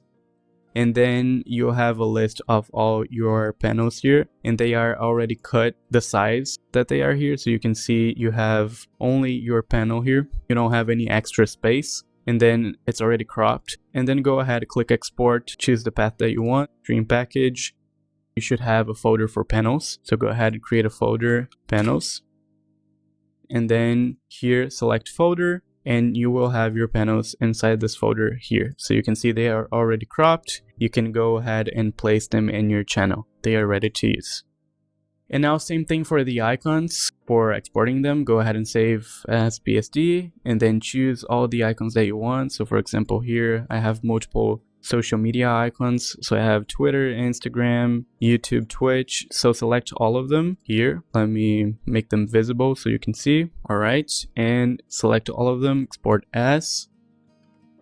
Okay, so I have Twitter, Instagram, YouTube, Twitch, all my icons here, and then go ahead and click export. I'm gonna choose my icons folder here, create one for social media, and then inside this folder, we export all of the icons. We have the social media folder with all of the icons exported, which you're going to use to recreate this look, the social media look, in your streaming software. You're going to be using these custom icons. Alright, and the last thing is our social media template, save as. Then here inside my PSD, social media. And then same thing here for each artboard. So for example, if you want your YouTube banner, you want to put your username here. Don't forget to hide the social media for here YouTube. Actually, you can already modify this here. So for example, if I want this for my social media, I would go here and put my name like this, and then put my social media here. And you can go ahead and right click here in this artboard folder and export as, and go ahead and do the same process for each social media asset that you want to export. So this is how you properly save all your source files and export the static package that we developed. And also now that you have your PNGs, so here you also have your alerts that you can use already. If you want to use the static version of the package, that's totally fine. You can use your screens. Here, for example, you just need to drag them and place them inside your streaming software. So after we have everything animated, I'm also going to be showing you how to install, properly import things inside your streaming software. Congratulations, you just finished the static part of your package. In the next unit, you will begin to animate your first scene.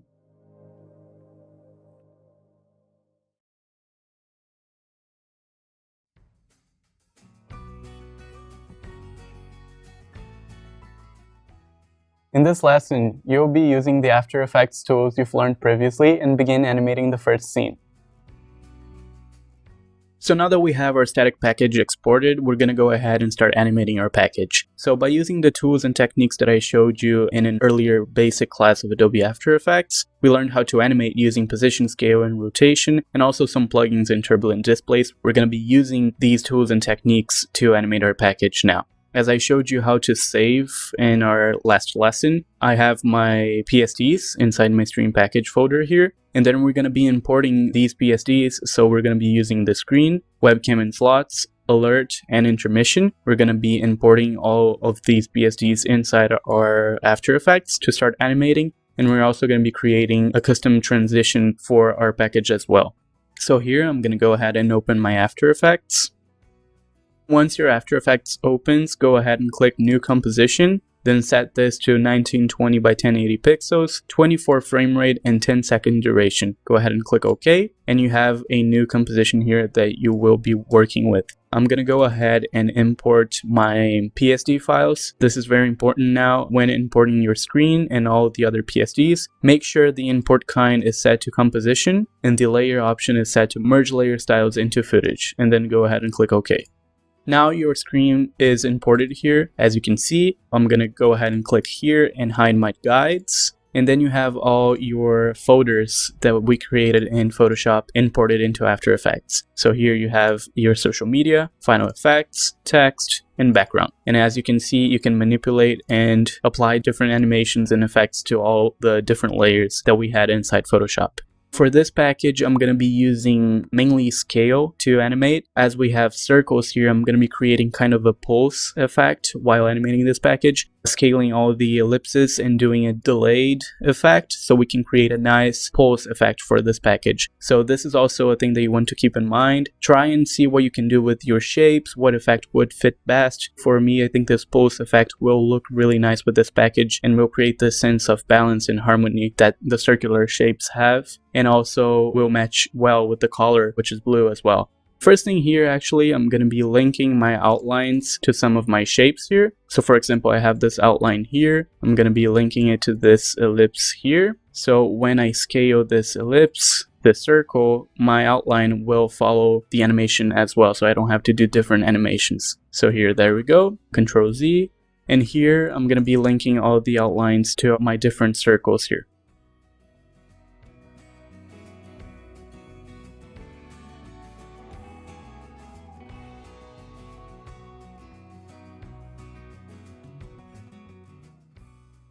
There we go. So now that I have all my outlines here linked by using this parent link tool here, you click and drag and choose the layer that you want to link.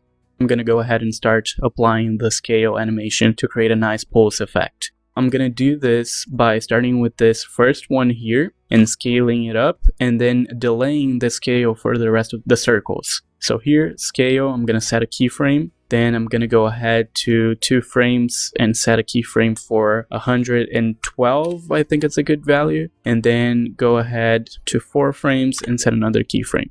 So here you can see we already have an animation, but it's really flat. It doesn't have any keyframe smoothing.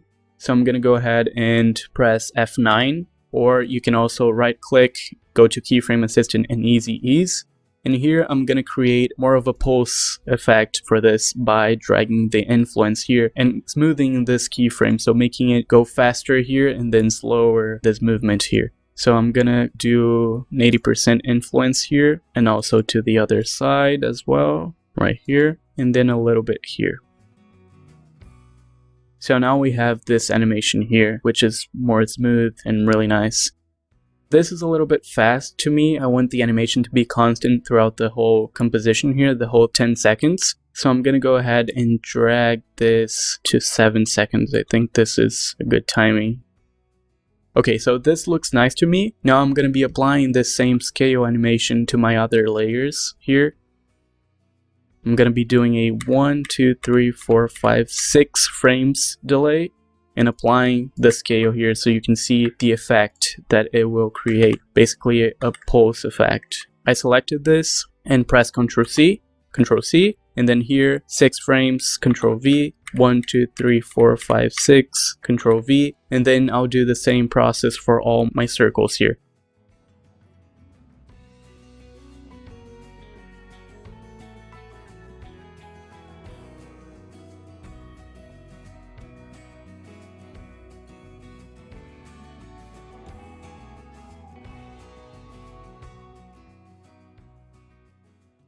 Okay, so now we have all these keyframes here. I'm gonna do a pre-render here so you can see the animation that we created. It's this cool pulse-like animation. So here, I'm just gonna drag all of these keyframes to the right. So we kind of center this animation here because we have some time left here, some space. So I'm just gonna go ahead and drag this a little bit to the right. This here looks good to me. So now we have a cool and constant animation throughout our whole composition, which is really nice. Don't forget you need to loop this animation so you can create this seamless effect, which will make your stream package animation really nice and smooth. Now that we have this base animation, basically gonna go and do different kinds of animations for our textures here. For example, I'm gonna go ahead and apply that turbulent displace effect that I showed you earlier. For this texture, it will look kind of like a fluid. It would be a very nice effect to apply. So here, just go to Effects and Presets, and then search for turbulent displace, and then drag this here.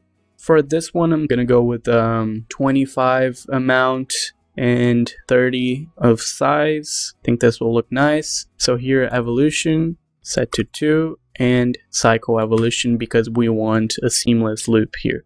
So this looks very good, very fluid like. I like this effect.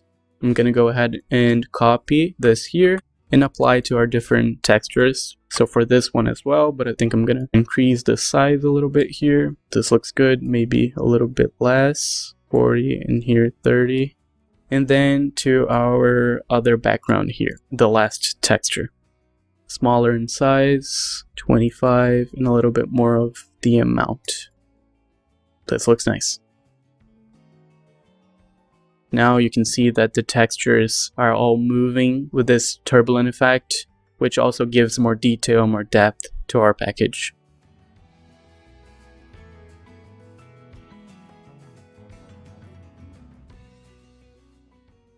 So now that we have this done, I'm gonna go ahead and apply that saber plugging effect to our outlines here, which will create a really cool sensation here. We can make the saber filling this outline. You see the kind of effect that we can create, which will also add more detail. I'm gonna start with this first outline here. Go ahead and create a new layer. So here, solid, and name this saber and press OK. Then here in our effects and presets, search saber and drag into our saber solid here. You can press M here in this outline to get the mask, which is our outline path, and then Control C in the mask and Control V here on saber. Here on saber, choose the core type layer masks, and you can see it will turn into our outline. And then here, open render settings, composite settings to transparent, and there you go. We have our saber applied to this outline here. You can go ahead and try different parameters. This is too big for me. I'm gonna go ahead and lower the core size. You can also lower the glow intensity and try different parameters. I usually like to go with this narrow bright one. I think it works really nice for this package as well. So I'm gonna go ahead and increase a little bit the glow spread here, 0.15. This intensity looks good to me, and a little bit less of size. This actually looks pretty good. You can also customize core here. You can customize and do different transitions, so you can do this end offset. So by putting it to 0 and placing a keyframe here in 1 second and 12 frames, for example, set this to 100 again. Actually, don't forget to link your saber to the outline here as well, because then it will follow the animation of the outline. By putting this end offset, putting the keyframes here, you can see that it creates this really nice fill effect to our outline here, creating this glow effect as well, which looks really nice. I think this is a little bit fast. I'm gonna go ahead and smooth the keyframes by pressing F9, drag this to 3 frames. I want this to start when the animation is starting, right around here, and then mess around with the smoothing, the easy ease. Then let me pre-render.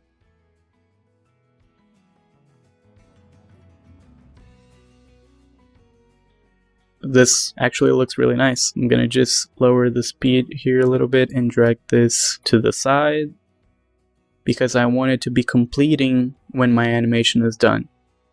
So right around here I think looks good. Let me see. This looks good to me. And then I'm going to be applying the same saber effect to my other outlines. One thing that you can also do here is mess around with the end size and start size by increasing the end size to 150 maybe, and then lowering the start size. You can create kind of a nice comet effect. So here you have the tail will be a little bit thicker, more than the start of our saber effect here, which will add more detail as well, which will create this really nice effect. Yeah, this looks really good. So here, since we have this completing effect and then our tail is a little bit bigger, I'm gonna be also adjusting our mask evolution. So I have the saber effect always completing the motion. Here I'm gonna set my mask evolution to 0, maybe around here when it starts. And then 10 seconds, I'm gonna set this to 1. And let's see how fast this is.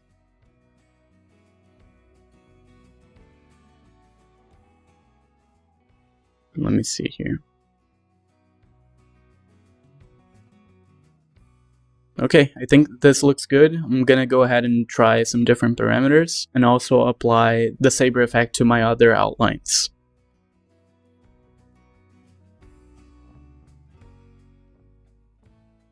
And also don't forget that you need to loop this 10-second composition. Make sure you also make the saber disappear when our motion is finishing. So for example here, when this main circle is scaling out, so right around here, I can set a keyframe of the end offset again. Actually, I'm gonna set a keyframe to my start offset here to 0, and then here 8 frames, set this to 100%. And then we have this loop out animation here.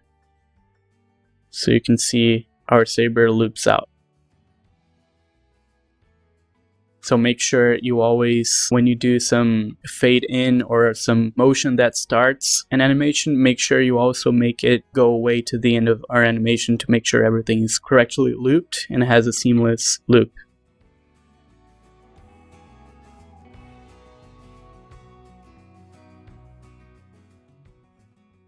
So now that I'm happy with this main saber effect that I created for one of the outlines, you can go ahead and duplicate the saber effect.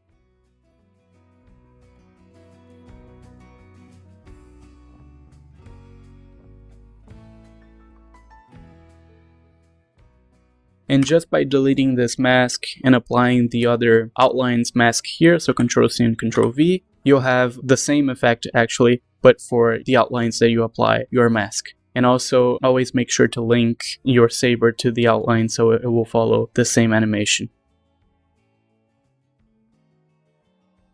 For this outline here, since I don't want this to be too emphasized, I think this is too strong, I'm gonna go ahead and lower the glow intensity and a little bit of the glow size here.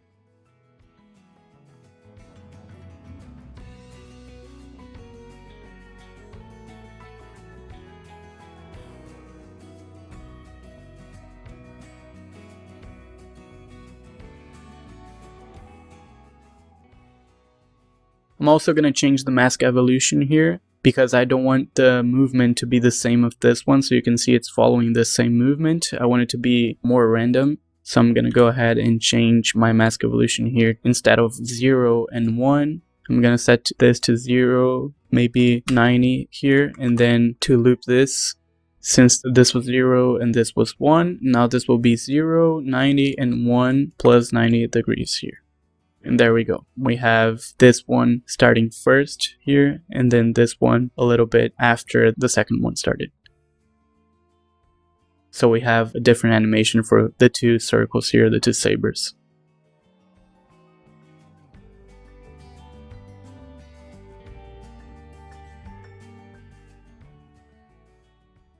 Since this outer circle is also bigger, the animation of completing it also became faster, so I'm gonna go ahead and delay a little bit more of this animation speed here.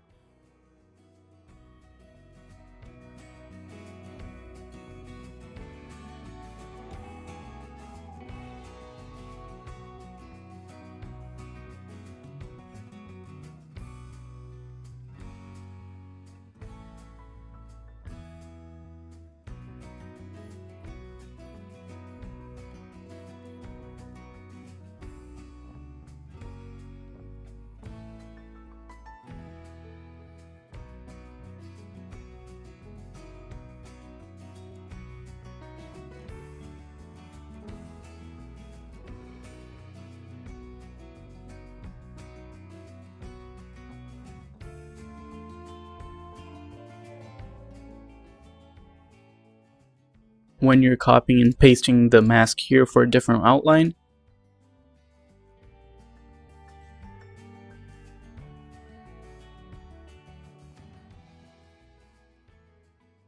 don't forget to delete the one that was already here, otherwise you'll have a duplicated mask here and a duplicated saber effect. So here I'm gonna go ahead and delete this one and then paste my new one. Make sure that when you're linking your outline, you're at 0 frames here. Otherwise, it will link when the animation had already started and it will be a little bit off like this one here. So I'm gonna go ahead and change this to none and then link this again to make sure everything works. So actually none here, I'm gonna delete the mask and place this mask again and then link this to outline 2.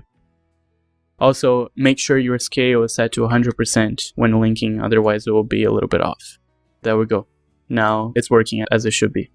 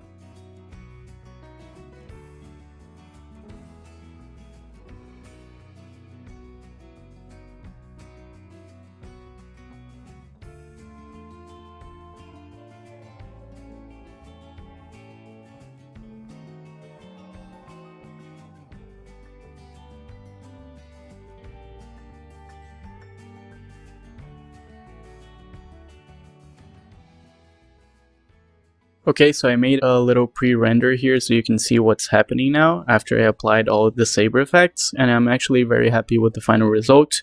So as you can see, we have our pulse animation effect here by using scale, and also the saber effect here, which is filling the outlines and creating a really nice glow effect.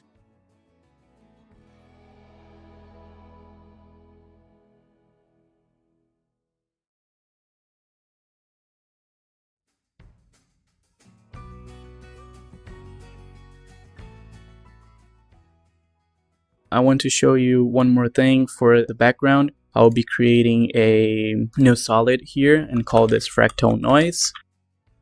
So put it on top of everything, then search here on effects and presets for fractal noise. So right here, noise and grain fractal noise. Basically, this will create more contrast to our package and also create a really nice light effect. Here, complexity, set this to 1. And then increase the contrast and lower the brightness around something like this, and set the noise type to spline. Wanted a little bit more contrast, something like this looks good. And then maybe go ahead and scale this a little bit more. Then set this to 108 here scale.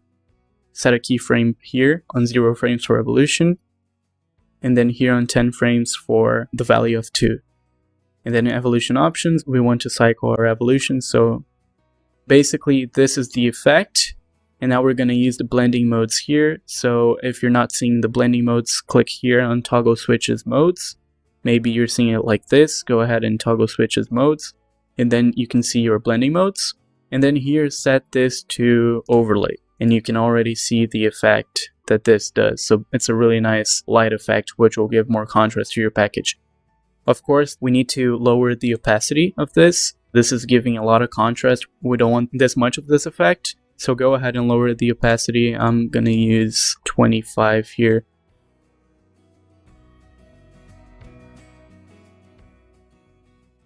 And you can see it creates this really subtle light effect, which also gives more details to the animation. Here I'm going to just increase this a little bit more. So maybe around 30 here, and increasing a little bit of the contrast. And there we go. So now that we animated the background folder here, I'm going to go back to our screen and start animating the text. This is how the background looks now. I've done a quick pre-render so you can see how everything's working. So it looks pretty cool already.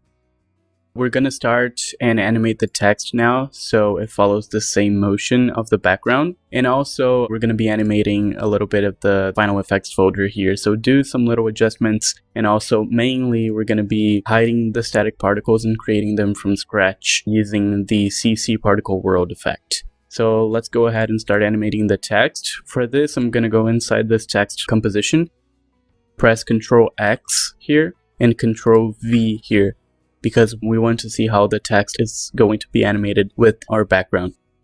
Then I'm going to delete this text composition because we don't need it anymore. Select these two, press right click, create, convert to editable text. And there we go. We have our text here, which is completely editable now. So if you want to go ahead and change the text here, you can. And it will have the same animations. All the parameters that we set will be inside this text layer here. So let's go ahead and create an animation for this, following the same animation as the background. I'm going to go ahead and press S to create a scale animation. Set a keyframe here. Actually, I want when the animation is starting, so right around here. I would say 1 second, 5 frames.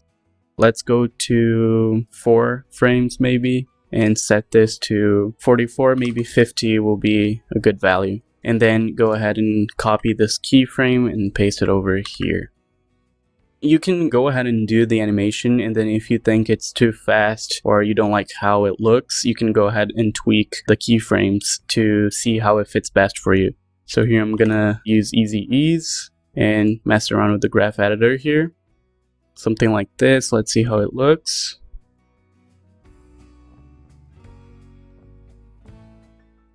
And let's see here.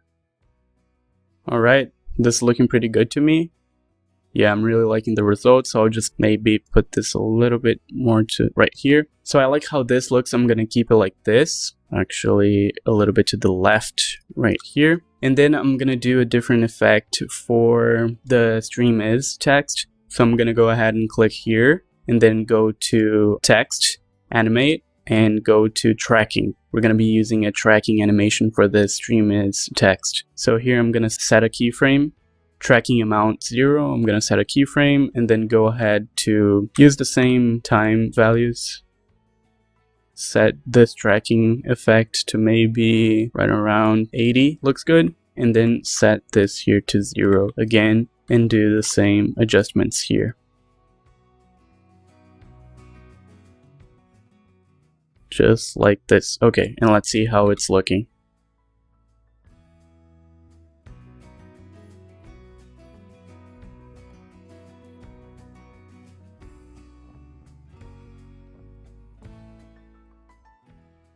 I really like how this looks.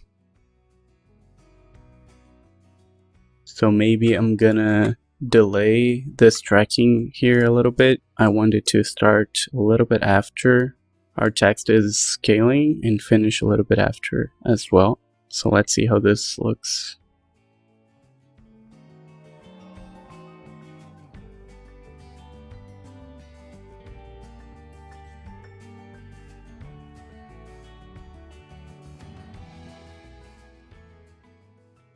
Okay, I want this to be a little bit slower, more smooth. So I'm gonna press Alt and drag my keyframes so we have a higher time frame here, and the animation will be a little bit slower.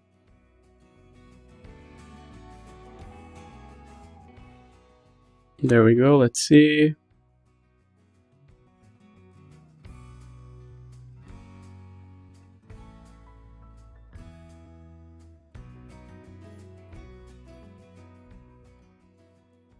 Yeah, I like how this looks. Just gonna set this keyframe here and this one right here, maybe at the same time. I think it will look good. And yeah, I like how this works. So now that we have the text animated as well, and it has an animation that is fitting with the background, we're gonna go ahead and just add some more details to the final effects composition here. We're gonna be creating the new animated particles, and also I'm just gonna animate this main light here that we have.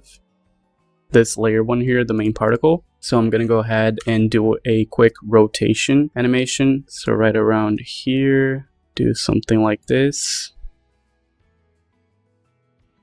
30-degree animation. I think this will look really good. Let me see here, adjust the graph.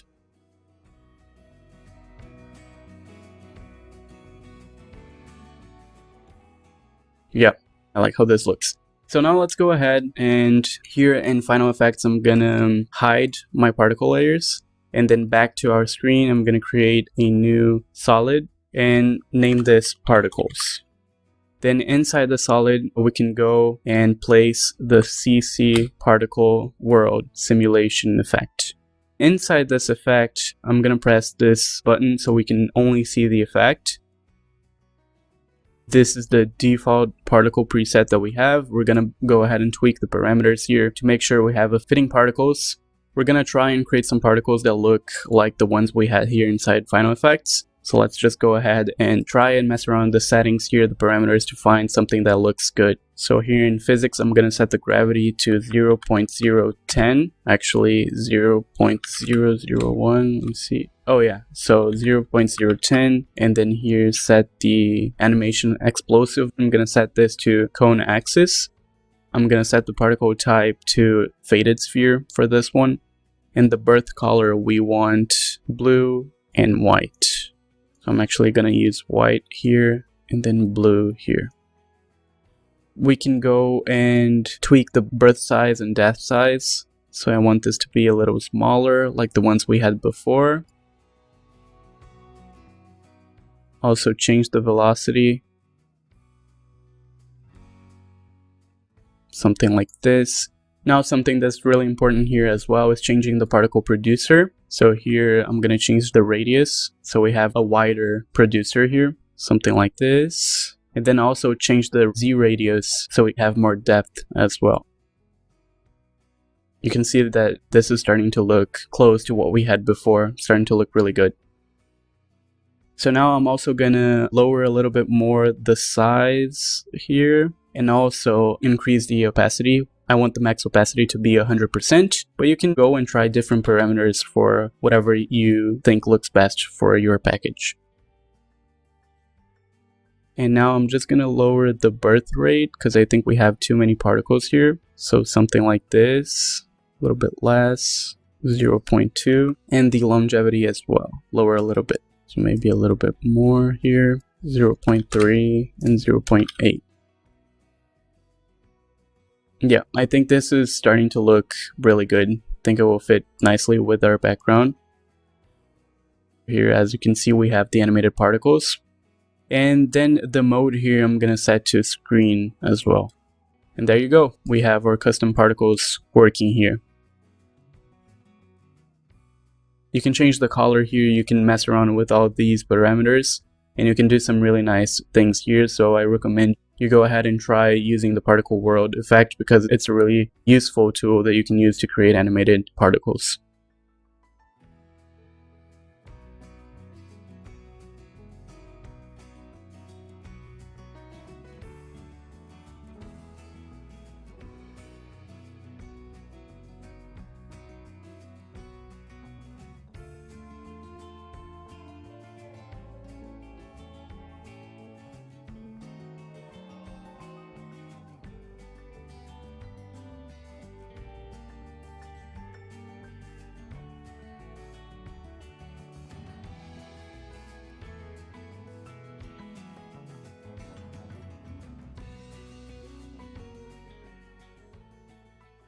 So now that we have our particles made, I like this final result that we have here. We're going to go ahead and make sure this is looping correctly. So as you can see, when it ends, it's not looping, it starts from the beginning again.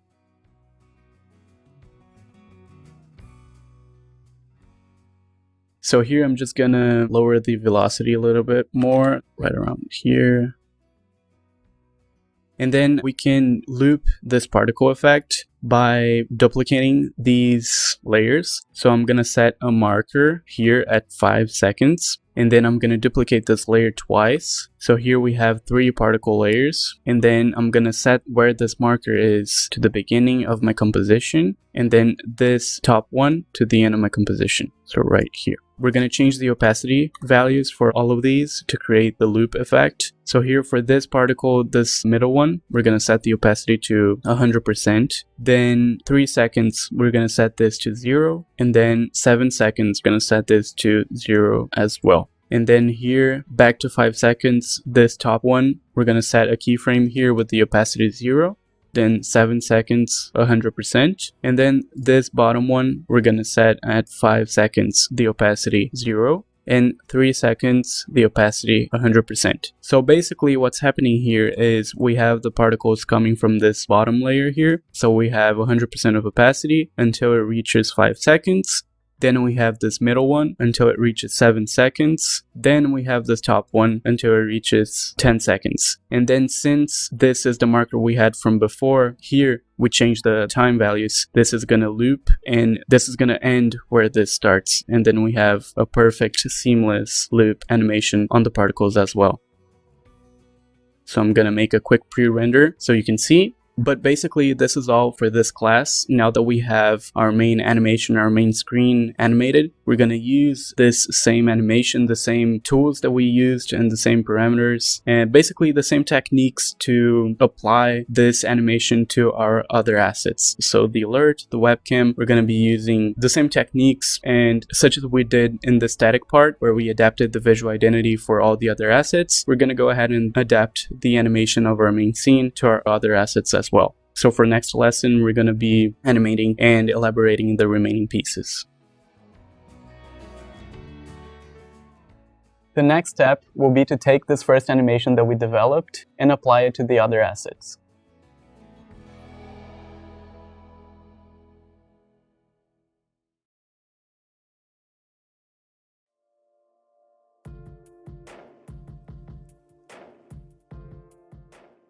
Now that you have the animation for the first scene developed, you will be adapting it to the remaining pieces. You will also be creating a custom transition. So I'm going to go ahead and open my After Effects here. Here I have our animated screen. So this is how it's looking now. We have animated the background, recreated the particles, and overall I think it looks really good. So now I'm going to go ahead and open my PSD folder here. And here I'm going to be importing the rest of our assets. So go ahead and drag the alert to our project tab here. And then here import kind set to composition and click on merge layer styles into footage. Go ahead and click OK. And do the same thing for the webcam and slots. There we go. And also the intermission. Alright, so now I'm gonna go and open the composition for our webcam and slots and also the composition for our alert. And here one thing that you can notice is that we don't have our layer styles applied. So we're gonna be fixing this before adding any animation. So both for the webcam and slots and also for the alert, we're gonna go ahead and apply the layer styles. So here for the alert, go ahead and open this second composition because we have all of our layers here. So here shape 2, right click, layer styles, apply the inner shadow. Here inner shadow, we're gonna change the parameters. So color set to white and then distance 2, opacity 100% and blend mode overlay. You can see that we already have a layer style here, but we also need to change the size, put this to 0. We have our inner shadow here, and also the angle, keep this to 90 degrees. Now go ahead and add a inner glow as well. So here go ahead inner glow and then set this to overlay white, same thing, opacity 100%, size 1, and that's it. You can see that we have our inner glow here as well. Let me just make sure everything's correct. All right, size, you can actually set this to 2. And then we can go ahead and copy this by pressing Ctrl C and pasting into shape 1 as well. So here we have both our shapes with the layer style now. Do the same thing for the webcam and slots. So here we have our webcam composition and overlay slot composition. Here webcam frame, copy the layer style, there we go. And then overlay slot, outline shape, copy the layer style. And here we have it. Alright, everything looks good now. I'm just gonna hide the inner glow for this one. The inner shadow here looks good. I'm gonna set the distance to 1, and there we go. And now I'm gonna be adjusting this composition so we can crop and fit the space we need for a webcam. So press Ctrl K, and then here crop the composition. We don't need all that extra space. This will also help to lower our file size. Alright, so this here looks good. A bit more here, height. Okay, and then also for the alert, I think this size is actually a nice size because we already cropped in Photoshop to save our alerts, so you don't need to change this one. And also here I'm going to close that composition because we only need this one. And then also for the overlay slot, I'm going to make sure to center this. So go ahead, window, align, make sure it's all centered. So you can also use the safe grid here so you can see where the center is. And then I'm gonna go and drag our alert here. It doesn't need to be perfect now, just so we have a basic notion so we can adjust the size here. All right, this is good enough. Something like this looks good. And then we can start animating. The first thing that I want to do is animate my alerts. So here I already have a notion of what I want to do to animate this alert. So basically I'm going to make all these circles here come from behind, the bottom here actually. And then the circles will come up and then the rest of the alert will start to appear when the circles are here in this position. So just making sure all of my circles are here. So we have everything here. All right. Actually, I'm going to delete the second outline because we don't need it. Okay, so we have all of our circles here. I'm gonna go and hide all the rest here. We're not gonna need that for now. Okay, and then start animating the circle. So I'm gonna do a basic position animation to do that. So I want it to be complete at 1 second. So here, and then put all this here because we want this kind of animation. So the circles will come from the bottom, then they will reach this height here from the top, and then the rest of the alert will appear. So here, F9, we're going to change our feed graph. So here, go ahead and tweak the settings.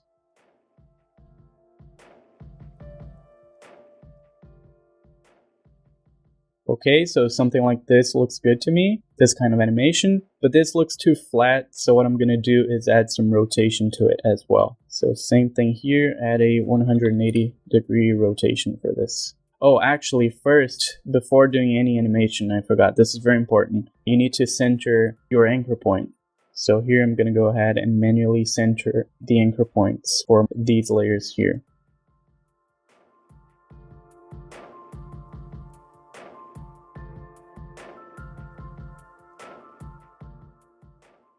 Okay, and now that we have all anchor points centered, we can go ahead and do the animation. Okay, so the position animation is done. Now we're gonna add some rotation.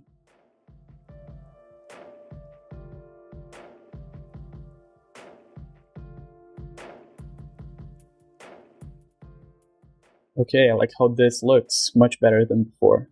And now just to add some extra detail, I'm gonna go ahead and delay the effect for each layer. So we have a nice delayed effect. So here, 2 frames, then delay, then 2 more frames. And for my last layer, something like this. Okay, so this is the effect we got now. Much better than before. So now what I want to do is when this animation is complete, I want my alert to appear. So I was using this as a base, but we need a transition animation for the alert. So what I'm going to do is I'm going to create a new solid. I want the alert to appear as a circle. So here I'm going to create a new solid. So layer, solid, and call this circle. And then I'm going to create, by using this tool here, pressing shift, I'm going to create a circle. Make sure to center the anchor point here. So, alright, we got our circle here. Make sure the anchor point is centered. Then using the align, center this. Alright. And then put your circle here, right on top of this shape layer. And then use it as this track mate option here. Use this as alpha matte. Okay, and then we can animate the scale to make our circle appear. The scale will be 0. And then here, right when the animation is over, right around here, we want our alert to be revealed. So something like this, and then we can go ahead and smooth the keyframes, change our feed graph, something like this looks good. And then I want it to be revealing just when this animation is finished. So something like this, I think looks good. Let's see. All right, a little bit to the left. Yeah, something like this looks good. So now what I'm gonna do is, this circle is too flat. I think I'm gonna add a turbulent displace to this circle layer. You can see that it's different now here. So I'm gonna tweak the parameters to make sure we have something we like. And then here I'm also gonna add this evolution. So right here, 3 seconds, set this to 2. And this, the anti-aliasing height. Okay. So now we have something like this, not a flat circle, but also something that looks good. Okay, I'm liking this result, so I'm gonna go ahead and copy this circle layer and put it on top of my shape 1, and then do the same thing here. Alpha matte, and on top of our layer here, so layer 2. And then change this to no track mate, and then this to alpha matte. Okay. So here we have this animation. I'm just gonna go ahead and delay this one a little bit. So we have the one from behind revealing first, and then the other one, something like this. All right. And then here I'm gonna change a little bit the turbulent displace to make sure it's different.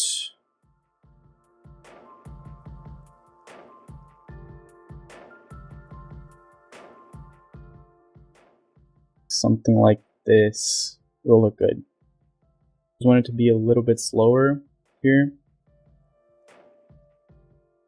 Something like this. All right, this looks good. Okay, so now that we have our alert revealing here, we want to add this other shape where our text is going to be. For this one, I'm going to do a position animation. So it's going to be inside here and then revealing from the bottom. So let's go ahead and animate this one first. So here, position.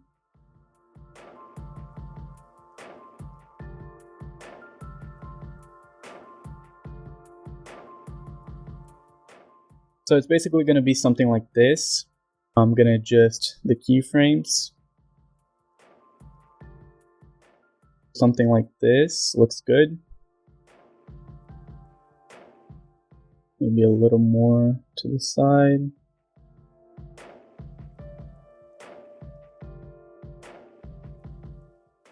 Okay, I like how this looks, so just gonna drag this to the left and make sure it's not appearing here. So I'm gonna set an opacity to 0. I want it to appear just right here. So something like this. Alright. Maybe a little less influence here. Alright, something like this looks really good. Go ahead and drag this just a little bit to the left. Alright, and then copy the keyframes to position here. Make sure you have your needle here where you want to copy the keyframe. So for example, if you copy and paste and you're here at 17 seconds, it will paste at 17 seconds. There you go. But if you have it at like 4 seconds here, it will paste here. So make sure you have your needle here set to where you want to paste your keyframes. So right around here. Alright, and then also copy the opacity. I'm going to make sure to make this layer visible and drag this to the right. Okay, so I'm liking how this looks. Now it's just a matter of animating the rest of the details. So the triangles here, I'm also going to animate them with position, and also the rest of our shapes here, and adding the particles. So you can add the particles that you just made on your screen, or you can maybe animate the particles here with the turbulent displace effect. So something like this. And then also adding the lights here. This light I'm actually gonna link to our ellipse here. So 0 seconds and link here. So it goes together with our ellipse. So just make sure it's also center here, our anchor point.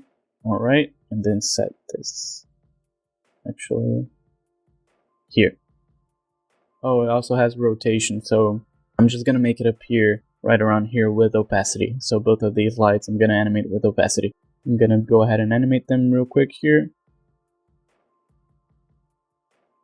So for this shape, I'm gonna go ahead and animate it with the opacity parameter here. So I'm gonna set this to 0, set these two to 0 as well, then set a keyframe, and here we can kind of do something like this.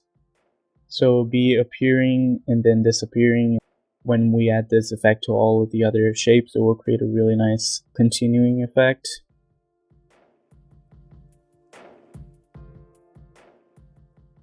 Alright, then copy this one here. 1, 2, 3, 4, 5, 6 keyframes. 1, 2, 3, 4, 5, 6.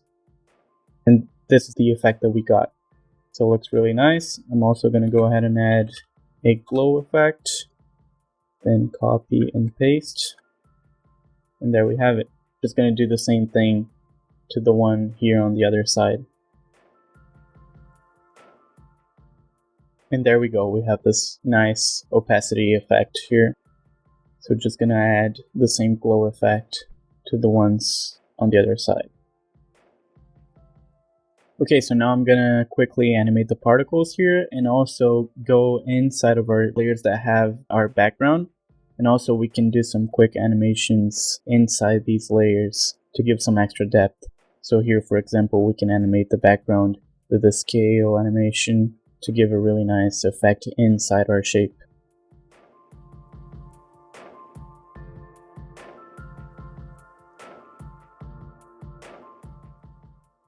And also make sure that when you're animating, you're only animating things until 7 seconds, because we're going to go and crop our alerts here, the composition, because 7 seconds is a good time to have our alert appear. So we don't need all the 10 seconds for this composition. So go ahead and drag this ruler here and then right click and trim comp to work area. And we have our 7 seconds here.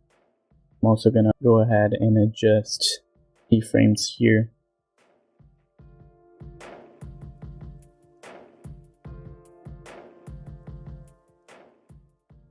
Something like this, and then set the composition to 7 seconds again. And there we go. Here I'm going to go inside our layer here, this composition, and animate the background we have inside it. And this is how our finished alert looks. So now we're going to go ahead and just finish our alert by adding the text in the text animation. So you can do a simple scale animation here. You right click, go to create and convert to editable text. Then make sure the anchor point is here on the center. So again, if you press Ctrl and double click this tool here, it will be set to the center. And then we can do a quick scale animation here. So here we want to have this set a keyframe. Set this to 0 and adjust our keyframes here. So something like this. So now that we have our alert finished, we're going to go ahead and animate the webcam using the same concepts. So applying the basic animations, position, scale, rotation, and also using as a base the animation that we already have for the screen and the alert. Okay, so let's get started animating the webcam now. So basically, I'm going to do the same things here. I'm going to make these circles here rotate, do the same animation for these shapes as the one we have in the alert. Also animate this triangle here, and also animate right here. So I'm going to animate the background that we have here. Keep the scale at 100, then here at 5 seconds. I'm going to do something like this here. Yeah, I think this looks good. So maybe 115, 120, I think will look good. And then copy and paste this one right here. Then adjust the keyframes.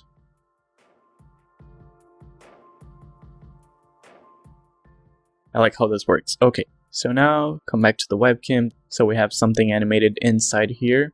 I think it's a little bit too much actually. I'm going to change this to 115. I want this to be a little bit more subtle. Okay, I think this works really nice now. Make sure this is in a perfect loop. Okay, it is. So now that we have this animated, I'm going to go ahead and add a saber effect. I'm going to copy the saber that we have from here. So inside the background here, and press F2 here to deselect.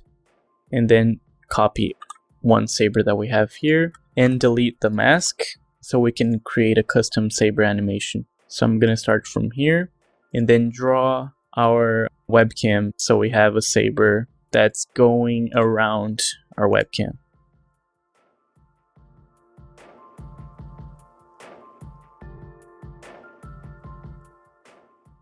So I'm just going to go ahead and trace our webcam here from this inside border.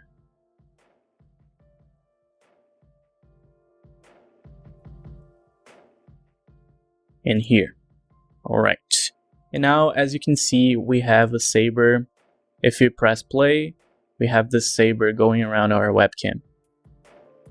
Yeah, I think this is too fast and too bright, so I'm gonna go and adjust both the glow here, the spread, and also intensity and also the speed of our keyframes here. So a little bit more intensity and spread, and size a little bit lower.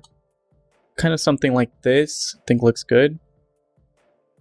Then I'm gonna put the saber underneath our outline here. So this one here as well. Alright, and now I'm just gonna adjust the speed. Okay, so I like how this here looks. So a nice saber effect going around the webcam. Only thing that we need to do is animate the details here. So the circles and the shapes and also the particles. So I'm gonna just go ahead and finish our webcam here. Okay, so just finished animating these shapes here and also adding the glow. Now I'm gonna go and animate our triangles here. I'm gonna do that. I'm gonna animate them by keeping the anchor point of all of them centered and scaling it down and up. So we have this kind of animation here. So now we have something like this for the triangles here. And I'm gonna duplicate and have this effect play twice right here.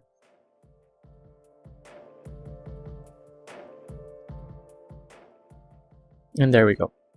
So it plays once here, then it stops for a little bit and plays twice, and then it loops and starts again. So now I'm going to go ahead and animate the particles with some turbulent displays. And now the only thing that we have left is animating the circles here. So I'm going to make them rotate, and then we have finished the webcam, so we can go ahead and start doing the transition.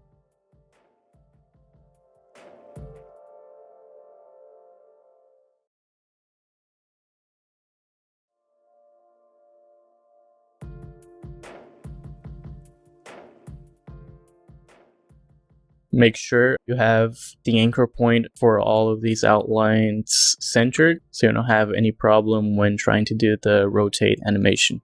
I'm manually centering the anchor point by selecting the anchor point tool here, the pen behind tool, and clicking here and then pressing shift and dragging this down. Pressing shift helps because it keeps this on the same axis here, stuck to the y-axis, so you can drag this down with higher precision. And then zoom in and make sure everything's centered. So here, everything's centered now. I'm gonna go ahead and do the rotation.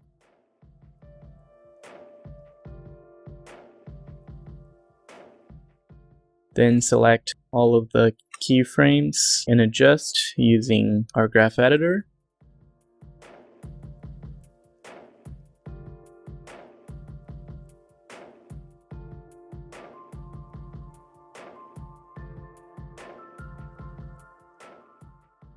Okay, now everything should work. Making sure everything is working fine. All right, and we have everything looped as well. So now we're gonna go ahead and do our transition, because for the overlay slot here is the same thing that we did here in the webcam. Just apply a scale animation here and animate the triangles and also the particles or turbulence. So it's the same thing. I won't do this now because you know how to do it. Same thing as the webcam. And for the intermission scene, it's basically the same thing that we did in this static part.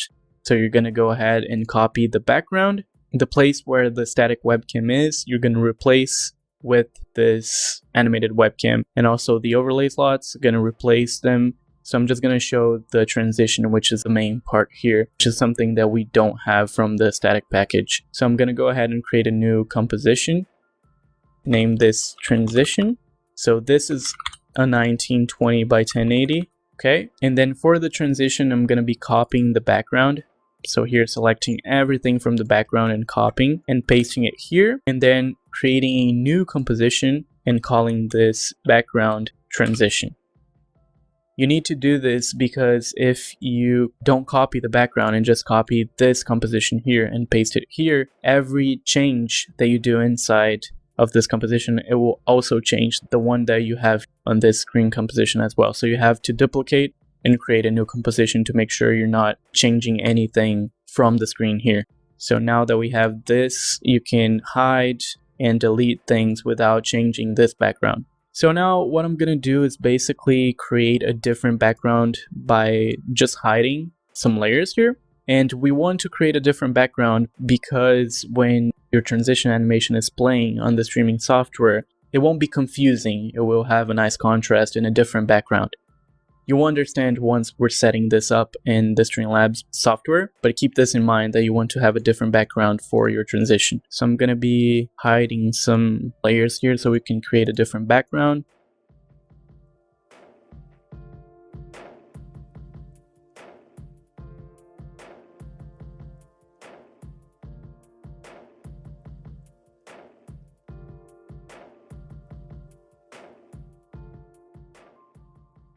So I'm thinking something like this.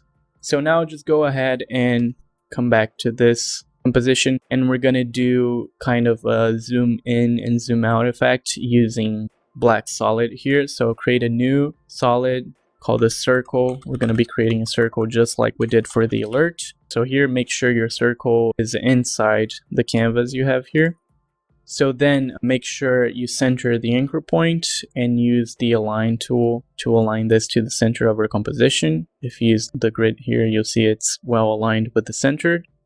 And now I'm going to do the animation first and then apply the displace after so we can see how it's working. So here basically what you're going to do is set this to alpha matte, and then you're going to make a revealing animation, so basically a zoom in animation. I'm going to set my transition to 3 seconds. I think it's a good time frame. And then set a keyframe here, and here we have it revealed. So I want this to be revealed, the scale animation here. So right around here, when things are scaling, I want it to be here. So something like this. Yeah, something like this looks good. Maybe a little bit more. And then once we have this, I'm gonna just set this to transparent so we can see it better. And then when we have this appearing, I'm also gonna go ahead, duplicate both of the layers here and create a zoom out transition, one that makes our background disappear. So here, instead of alpha matte here, we're gonna select alpha inverted matte. And then set the scale to 0 again. And we're gonna have this animation here. So once it's fully revealed, our background, we're gonna have it go away just like this. So it looks something like this. And now we're gonna make sure keyframes are adjusted so it doesn't look as flat as what we have here now. So I want this to be a little bit faster.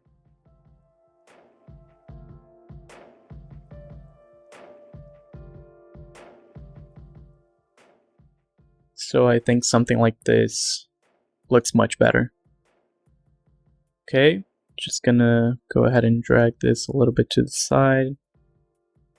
So it's a shorter transition here. We're not using the whole 3 seconds. So I'm just gonna go ahead when this finishes and trim our composition to the work area. And then we have basically this transition here, and we're going to be working on it now so it doesn't look as flat and as simple as this one. So I'm going to go ahead and add a turbulent displace effect here, which will create a nice effect, kind of a displacement. So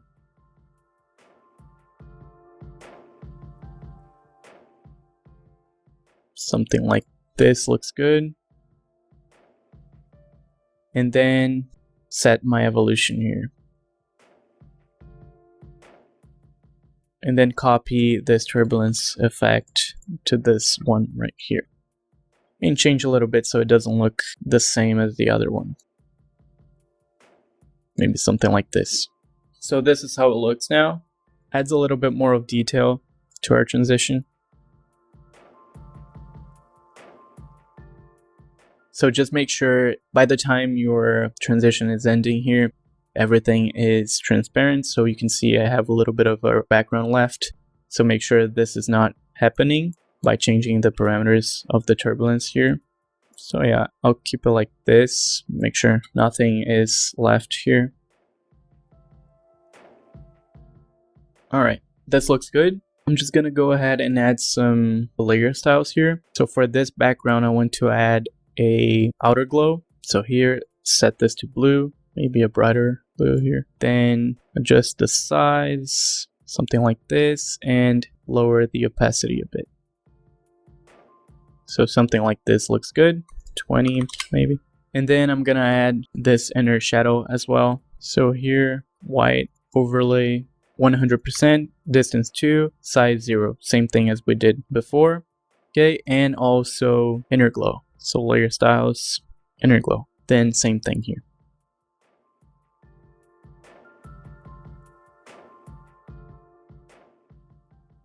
And then now we're going to copy the layer styles here that we have and add to this background here as well.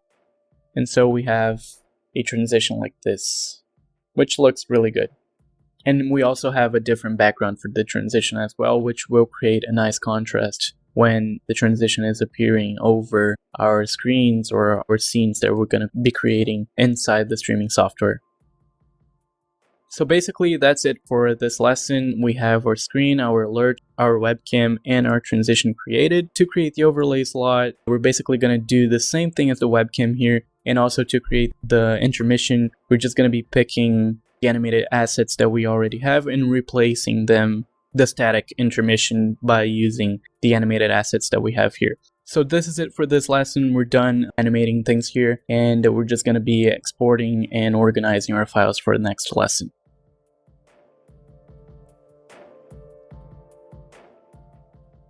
Next lesson, you'll be preparing to render your scenes and export the finished animated package.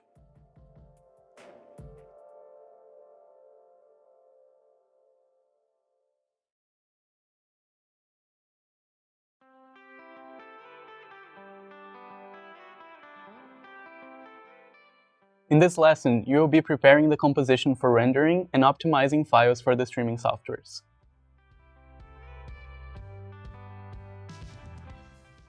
So to start, first thing that we're going to do is open our stream package folder here. And then here inside our stream package folder, we're going to be creating a new folder called Animated. This is where we're going to be exporting our files. So inside Animated, we're going to create a new folder for our screens. This will include any screen that you want to render. So for example, the starting screen, the ending screen, and also the intermission. And here I'm going to be creating a folder for our alerts. So new follower, new donation, new subscriber, whatever alert that you want to render. And then new folder for our transition that we just created in After Effects, a new folder for our webcam, and a new folder for our overlay slots. So here, there we go. We have all of these folders that we're going to be rendering our compositions and putting our files inside, just to make sure everything is well organized. Inside After Effects now, first thing before we actually start to render things, I just want to show you real quick how to make the intermission, make sure everything's animated. So here, you'll be just replacing the static elements of your intermission by the animated ones. So for example, here I have the static overlay slots right here. So what I did is basically I went to my overlay slot composition where everything is animated, and then I press right click, go to review composition project, and here you have your overlay slot animated composition. And then go ahead inside the intermission, drag this here, and then place where your static overlay slot is, just so you have a notion of where it should be. Then delete the static and make sure your animated ones are visible. And there we go. You have your animated overlay slots here. And then also for the webcam, same process. So here, for example, right click, review composition folder, and then drag this here and make sure you scale it down and make sure it's properly fit in here. So that's what I did to make my intermission screen. And also here in screen, I copied the background. So press Ctrl C and pasted it here. So we have our animated background. And then to make sure everything is transparent, like this one here, you're going to go ahead and reveal your animated background here. And then you can see there's a difference here. So for the webcam, for example, it's easier. You can just select the pen tool here and then select your webcam here, your inner border. And then you're going to make the inside of the background here transparent. You're going to be pressing M and then setting this mask that you just did here to subtract. And there you go. Now it's transparent here. Then same thing for our big rectangle here where our screen will be. So I'm going to go ahead and hide our background here, then zoom in and create a mask around this area so we can set it to subtract and make sure it's transparent as well. So here, just finishing this mask here. Okay, closing and then subtract. And there we go. We can make this layer visible, delete our older background, and now everything is transparent, just like the static one, and animated. We have our background animated, the webcam, and the overlay slots. And there you go, you have your intermission done. So now we can go ahead and start exporting our files. First thing here, make sure you have the right word for what you want here. So for example, I have stream is starting here. If you don't want starting, you can set to any word that you want. For example, you can put ending. It would work perfectly as well. So make sure you have what you want here. I'm gonna keep starting. And also you can render this scene here first, for example, the starting scene, and then change the word here and render it again for multiple screens. It's no problem. So now what we're going to do is make sure every composition is properly cropped.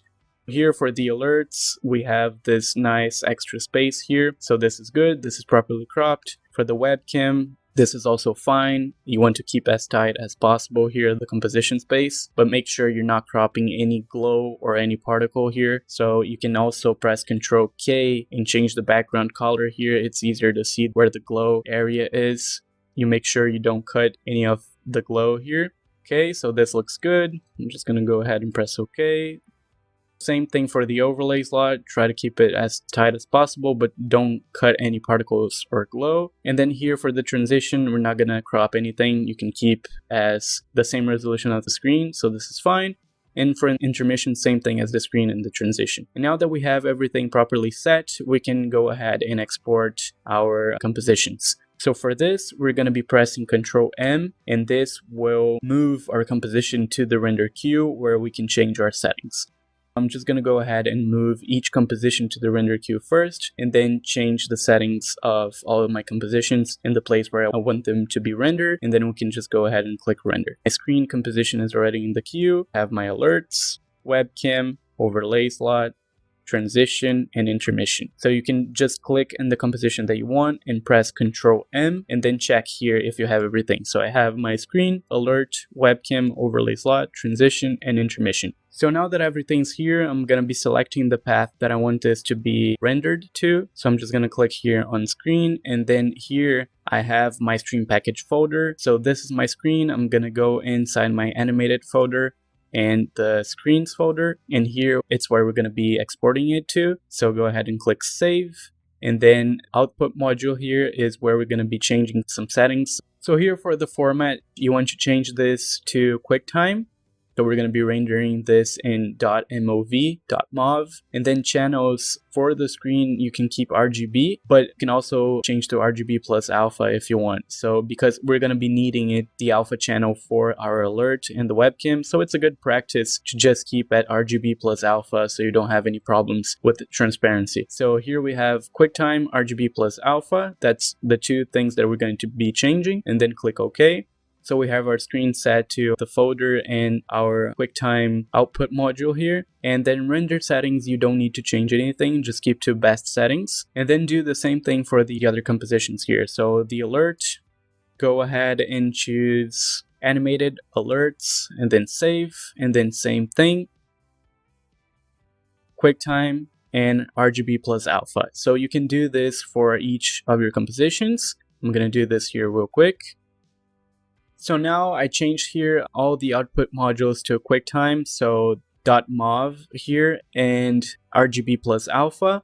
So once you have everything done, go ahead and click render and your compositions will start to render. So you can see here that it's already rendering. If you want, you can press caps lock and this video here will be paused. So this is a good way to consume a little bit less of CPU. I don't think it does really matter, but if you want, you can press caps lock and this video will be paused and you will be consuming a little bit less of CPU. But now everything is rendering, so once the screen here is done, it will jump to the alert. Once everything is rendered, you will hear a notification from After Effects. So here I'm going to be waiting until everything is rendered, and then I'm going to be showing you everything inside the folders to make sure everything's correct. So now that everything was rendered, I'm just gonna go and check our folders here. So here, the alerts, I have the alert.mov. I'm gonna be opening this with VLC Media Player. So here we can take a look at our alert. The .mov file size is a little bit big. So you have probably, let me see here. Okay, so this is not that big, but some file sizes can go up to gigabytes. So if it's playing like this, it's a little bit freezing. You don't need to worry because it will not be like this inside the streaming software. It's just because the file size is a little bit higher. Open this and make sure it's rendered. Even if it's freezing, just make sure it's rendered and you don't have any problems. So this here for my alert, everything's okay. For my overlay slot, all right, looks good. Then we got our screens here, intermission and the starting screen. So this looks really good.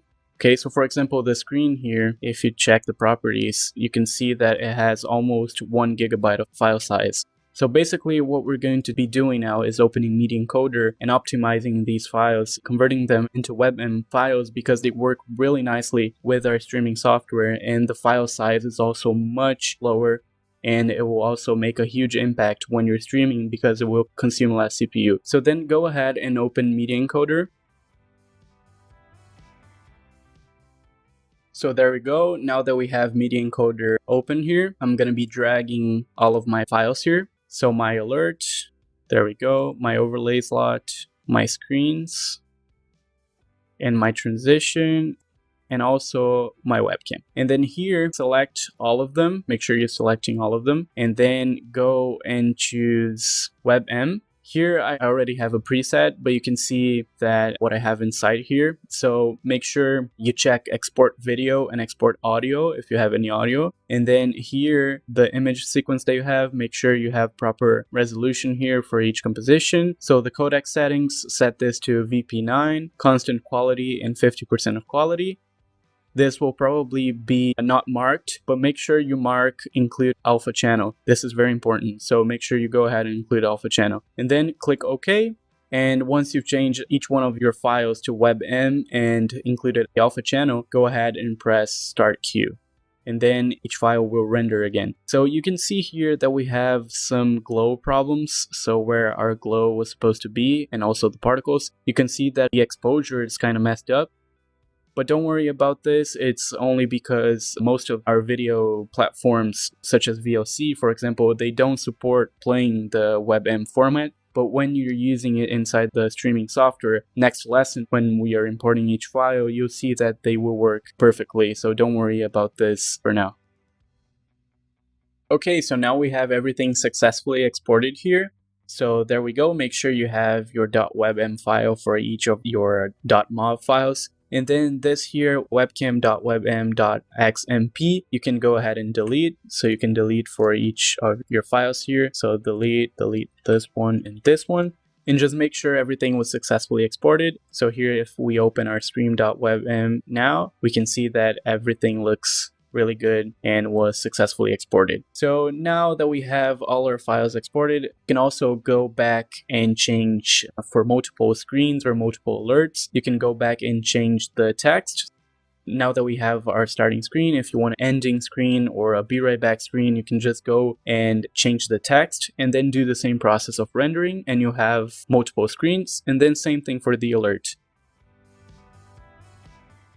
In the next unit, you will be installing the package and preparing it for usage.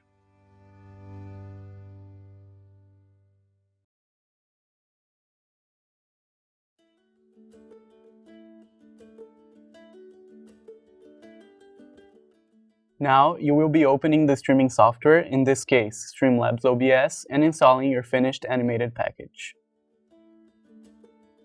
So first thing here is open your browser and type Streamlabs OBS on Google. And then here you'll find this website, streamlabs.com. Go ahead and click. And then here, click download. So once you have your installer here, you can go ahead and click and execute this installer, and then follow the instructions to make sure you have a successful installation. So when you're opening the software for the first time, it will probably ask to make a scan on your computer. You can go ahead and do that. It will set automatically the best settings for your computer and internet speed. And then after you have everything set, this interface should appear to you. So here is where we're going to create our scenes and then import our media sources so we can start using our package. So here, first thing that we're going to do is create a new scene. So here you probably have a default scene called scene here. You can go ahead and rename this to starting like I did here. And then go ahead and create new scenes for our other assets. So here I'm going to be creating a scene for a webcam and overlay slots. Then I'm going to be creating a new scene for our intermission and a new scene for our social media icons. So social media. Keep in mind that this starting screen will be where you keep your starting screen. The webcam and overlay slots will be your main game screen where only your webcam and overlays are showing. And then your intermission scene will be your intermission. And then the social media is where you put all of your social media icons and information, so we can copy this scene here to our other scenes. We don't need to export our scenes with social media because we're going to be creating it here and then placing it on the other scenes. First thing here is, now that we have our scenes created, we can go ahead and import our media sources. So here you have two ways of doing that. You can go and click on add a new source here, and then choose media source, which is here, and then add source, and then here, local file, you can go ahead and click browse. So here, once you click browse, you're gonna go and search for the .webm file that you saved. So here I'm in the starting scene, so I'm gonna be searching for my starting .webm file, which is right here. Then click open, and don't forget, this is very important, don't forget to mark this loop option right here. So go ahead and mark this, and then press done. And there you go. You have your starting screen imported into your streaming software, and you can go press go live, and it'll appear like this. And it's working perfectly fine, and it's also looping, which is great. So now that we have our starting screen set here, we're gonna go ahead and head to the webcam and overlay slots. There is another option that you can use to import your media sources, which is go to your stream package folder here, go to Animated, then choose the asset that you want to import. For example, here I'm going to be importing the webcam and overlay slots. So I'm going to go ahead and choose webcam.webm file, and then you can just simply click and drag here, and it will import as well. So here, as you can see, we have the Windows default media player, or other media players, they don't fully support .webm file format. So you can see that we have some issues with the glow here, but don't worry, because when you import into our streaming software, it works perfectly fine. So, okay, we have our webcam imported. I'm gonna go ahead and import our overlay slot. So here, all right, so now I'm gonna be resizing this. You can place whatever you want. So you can just click and drag to place whatever you want, and you can scale this up or down. So I'm gonna be placing it right here, and then my overlay slot right here. And you can see that everything's animated and working the way we want it to work.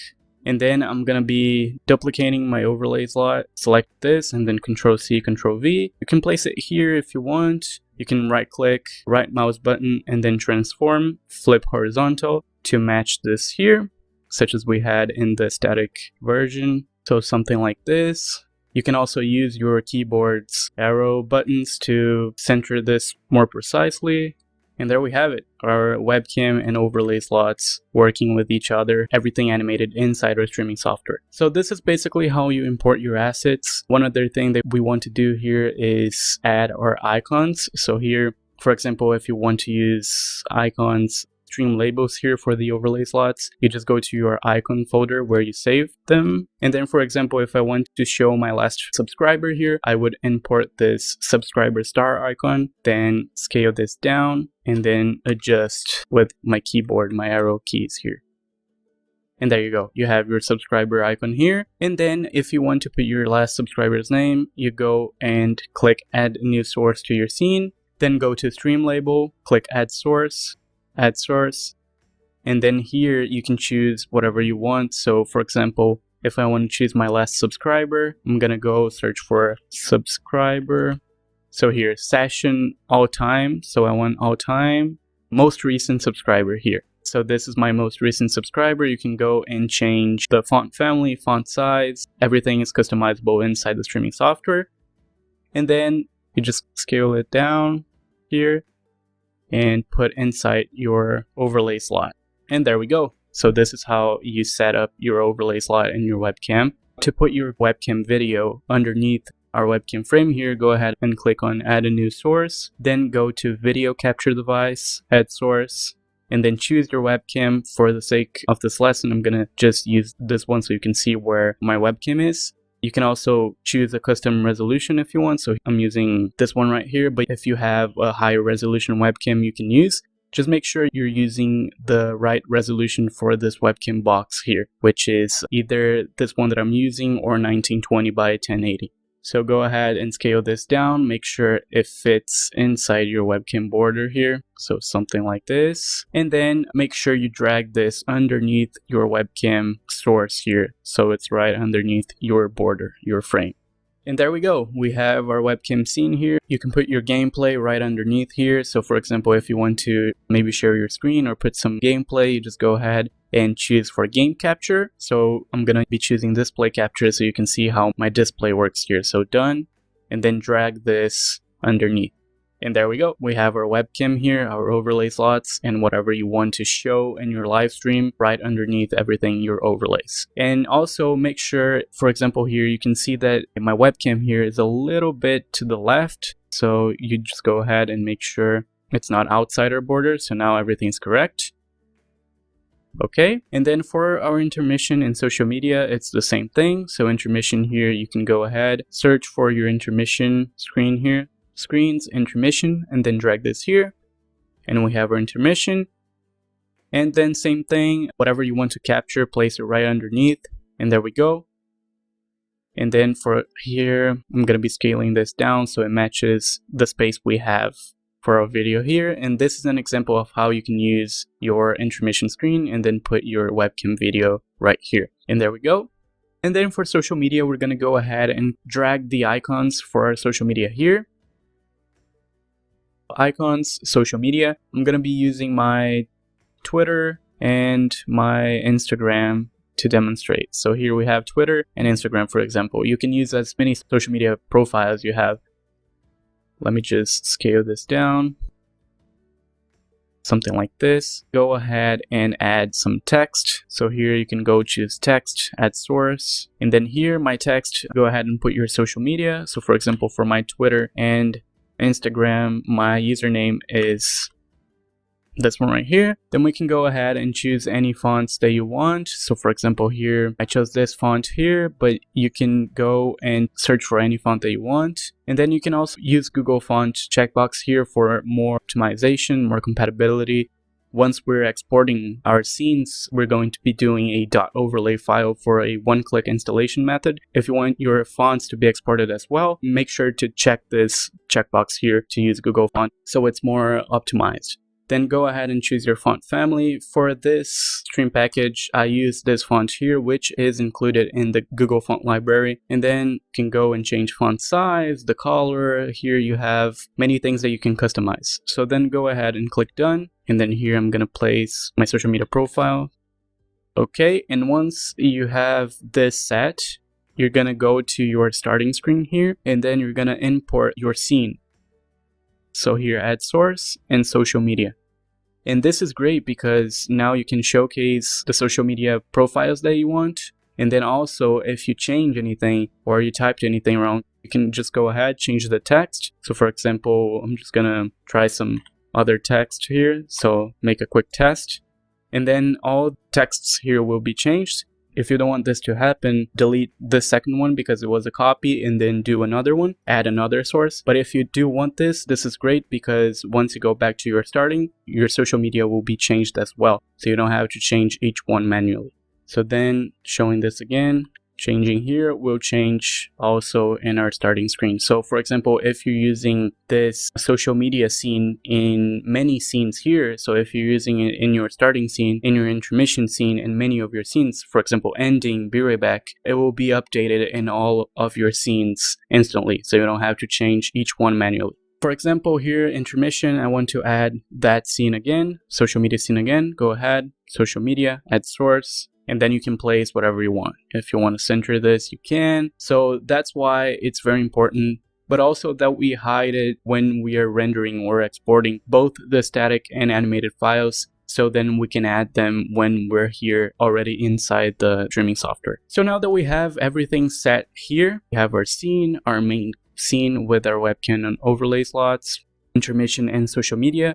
One thing that I want to show you is that you can edit the colors here inside our streaming software. So for example, if you right click and go to filters and then add a color correction filter here. So here in filter type, choose for color correction, click done.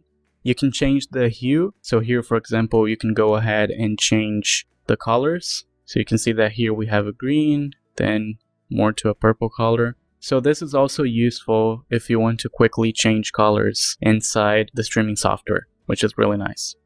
I'm not going to be using this color correction filter, so I deleted it here, but you can choose from many filters that they have here. You can go and try some different filters as well. And then I'm going to click cancel here, and I'm going to be heading to their website to show how to install our alerts.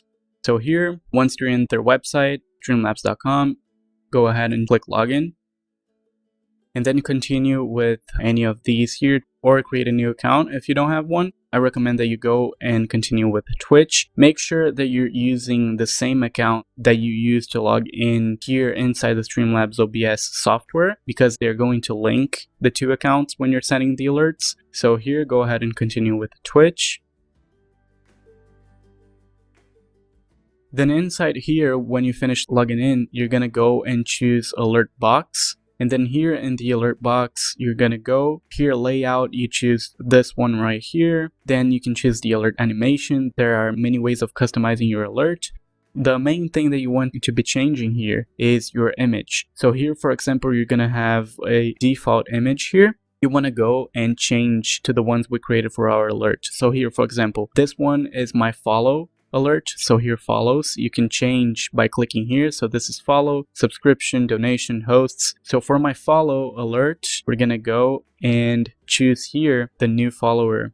Click this upload button here, and then inside our image gallery, we want to make a new upload. So go ahead, click uploads, and then here drag and drop upload. And then inside your stream package folder, go to animated, choose your animated alerts. So here, alert.webm, and click open. Then it will be here, file uploaded.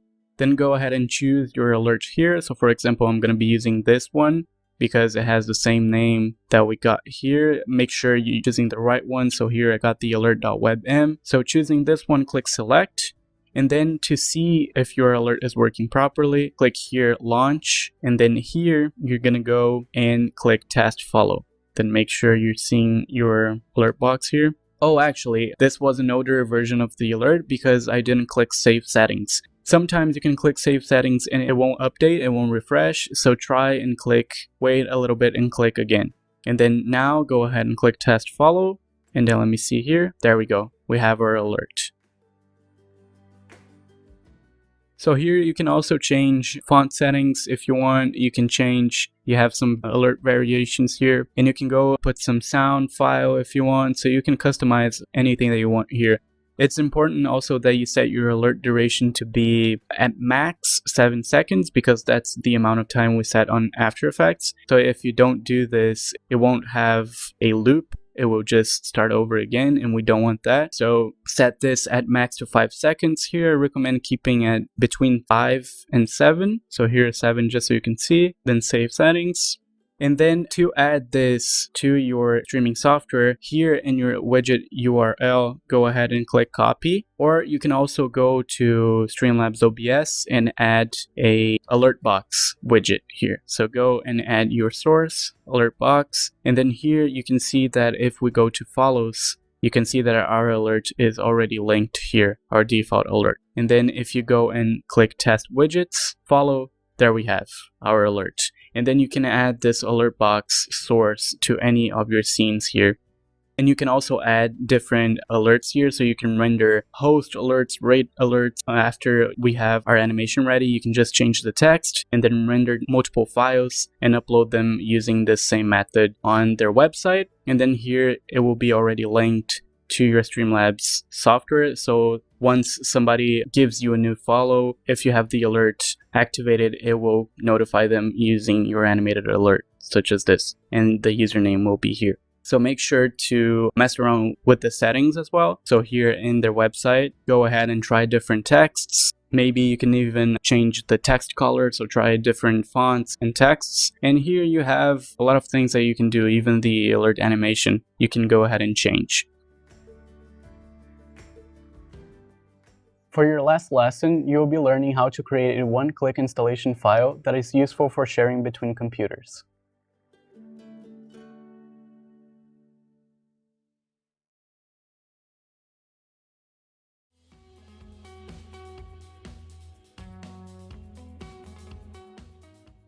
Congratulations, you've reached the final checkpoint in your final lesson.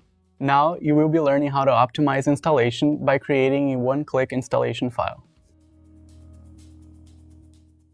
Now that we have everything imported into our Streamlabs software, I'm going to be showing you how to create a .overlay file to optimize your installation process. So once you have everything installed once, you can create a file that you can use to install with a one-click installation method. So in case you want to have a backup or you want to install the same scenes, the same package in another computer, you can do that much faster. I'm also going to show you how to create a .url file for installing Stream Alerts faster as well.